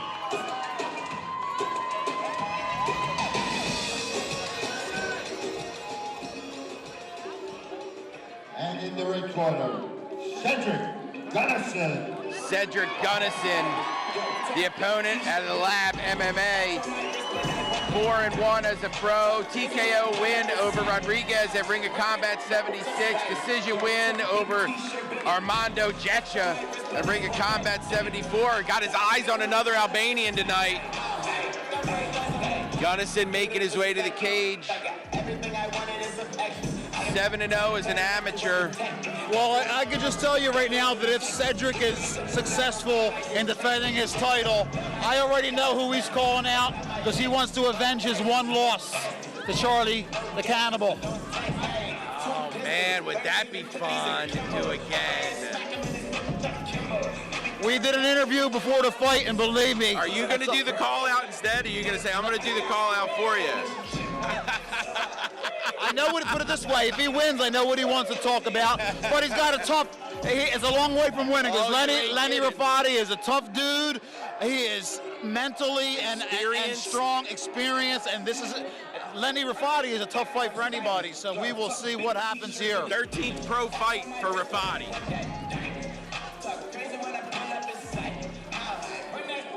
And Lenny looks great. He went down to lightweight for this fight. He's been fighting at 70. No problem. He made the weight by 1.5 pounds. It was a great camp for Lenny. He looks big for 55, too. Yes. You know, a lot of times you see that guy cutting that extra weight class. They struggle with it. Lenny did it right. He did it periodically, and like I said, he looks great. Cedric Gunnison in the orange. Out of the Lab. Again, this championship fight brought to you by Authentic Heroes. 155-pound strap on the line. Let's get the official introductions and get this championship fight underway. Ladies and gentlemen, in association with our bout sponsor, Authentic Heroes, former world kickboxing champion Louis Neglia and Dead Series Promotions proudly present our main event for the Ring of Combat Lightweight Championship. 155-pound weight limit, 3 5-minute rounds of mixed martial arts, extension rounds if necessary. This round is sanctioned by the New Jersey State Athletic Control Board. Board Chairman Tony Orlando, Board members Stephen Katz and Gene Mulroy. Commissioner Larry Hazard Sr., Counsel Nick Lembo in attendance. The referee is Keith Peterson. And now, from the Tropicana, on the boardwalk in Atlantic City, for all of our MMA fans in attendance, and our live audience on Airy.tv, our main event. Let the fight begin!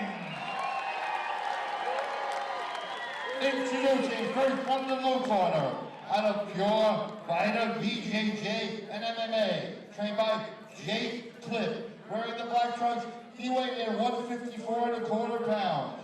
From Milwaukee, Wisconsin, by way of Cherry Hill, New Jersey, he's the challenger tonight. Welcome, please, Lenny the Gorilla Rafati!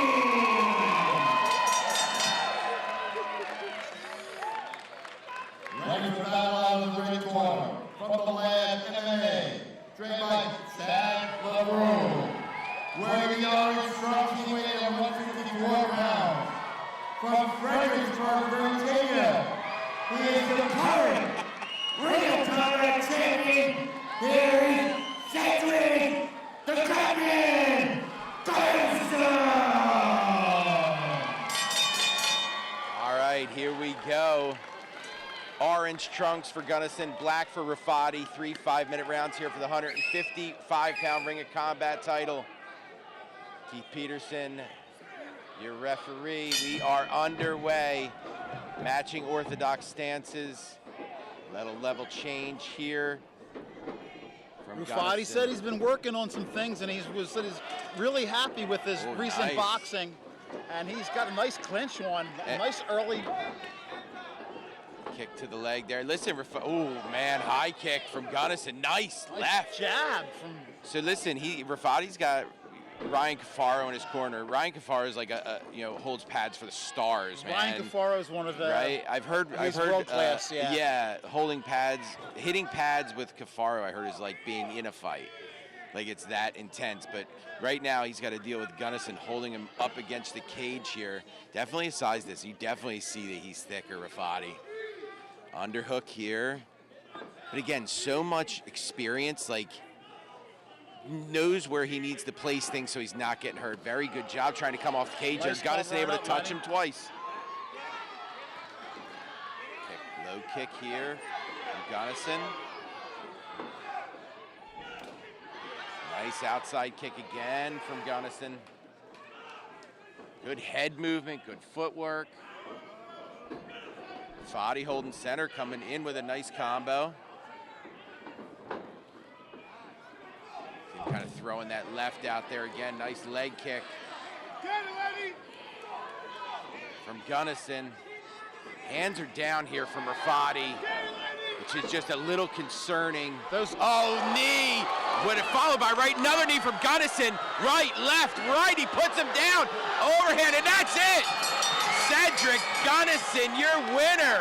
Wow, 155-pound champ. The Labs, Cedric Gunnison is gonna move to 5-1 here. And your new champ. What, a minute and 45 in stoppage for Cedric Gunnison. Knee followed up, my man. Knee followed, thank you, man. Knee followed up by a series of punches, puts him on the ground, over top, lefts and rights from the bottom. Just overwhelmed Rafati at the end there. Man, Gunnison just looked good all the way around. Mixing it up, head movement, footwork. What a fight. 155-pound champ Cedric Gunnison out of the Lab. So impressive.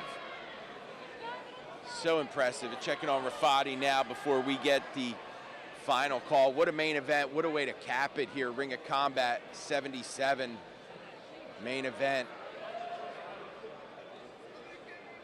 Cedric Gunnison. Again, moving to 5-1 as a pro here. And this is his second win in a row in impressive fashion. TKO win at Ring of Combat 76 against Rodriguez. To a very good win decision win against Armando Jetcha before that. So he is beating talent and beating talent. Like not just eking by victories, he is just looking impressive. And we are gonna go into the cage to get our official announcement.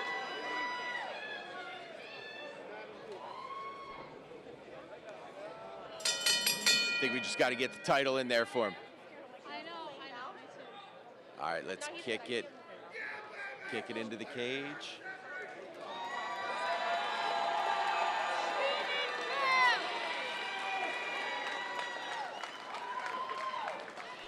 He's pumped up.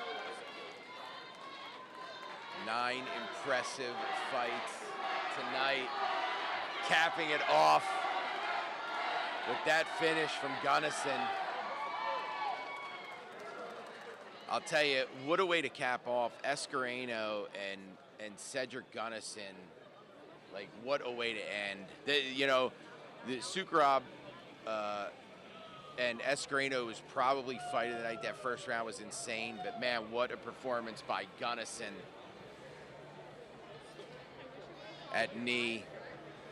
And then well-timed, well-placed lefts and rights after the drop to finish him off. Checking on Rafati, I'm sure he's fine. They just want to make sure.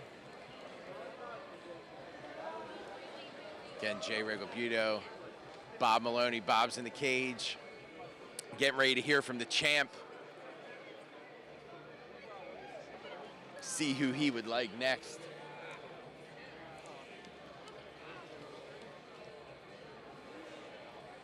Here comes the strap. Lou Neglia has the 155-pound title in hand.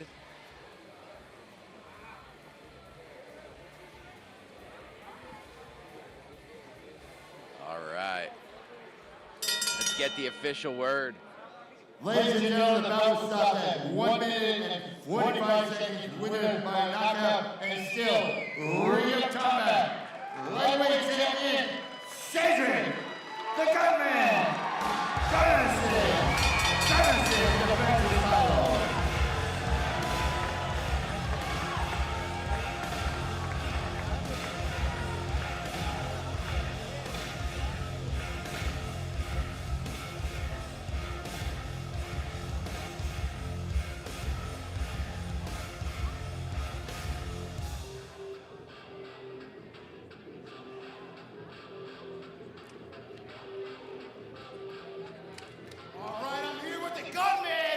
Cedric Gunnison, listen, Cedric, 5-1. Sky's the limit for you. You're loaded with talent, but I know what you're thinking about right now. Real quick, want to fight, and then talk to me about what you're thinking about. What's next? I liked it, man. It felt good.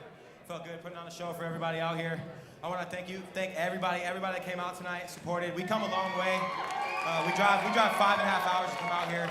It's not easy. You got to pay for travel and hotel and all that good stuff, and I just really appreciate it. Thanks to Lenny too. It was a good fight, so I liked it. Felt good. Well, we talked about it before. What's next for you? Besides the call from the UFC, which we all hope is going to come soon, what's next? What's in your eyes? What's bugging you? I know something's bugging you. Yeah, look, man. I want one person in this cage. He beat me by decision. You can't really beat somebody who's undefeated like that. You got to fucking finish them. You got to do something what I just did. Charlie Campbell. Come on, man. Let's run it back, man. You need a shot to get back there to contender. I saw the fight. You were looking fucking good out there. Let's make that happen in this ring. Let's do this. Well, listen, as a fan of the sport, nothing would make me happier to see you and Charlie Campbell in the Ring of Combat cage, settling it again, coming for your belt. Once again, Cedric the Gunman Gunnison, the defending Ring of Combat lightweight champion. Respectful call out to Charlie the Cannibal from the new champ. Cedric Gunnison wants to get back at that one loss. What a fun night. Amazing night of fights. Hope everybody enjoyed it there on Airy TV. Jay Regalbuto with Bob Maloney at Ring of Combat 77. Excited to see us on the next one.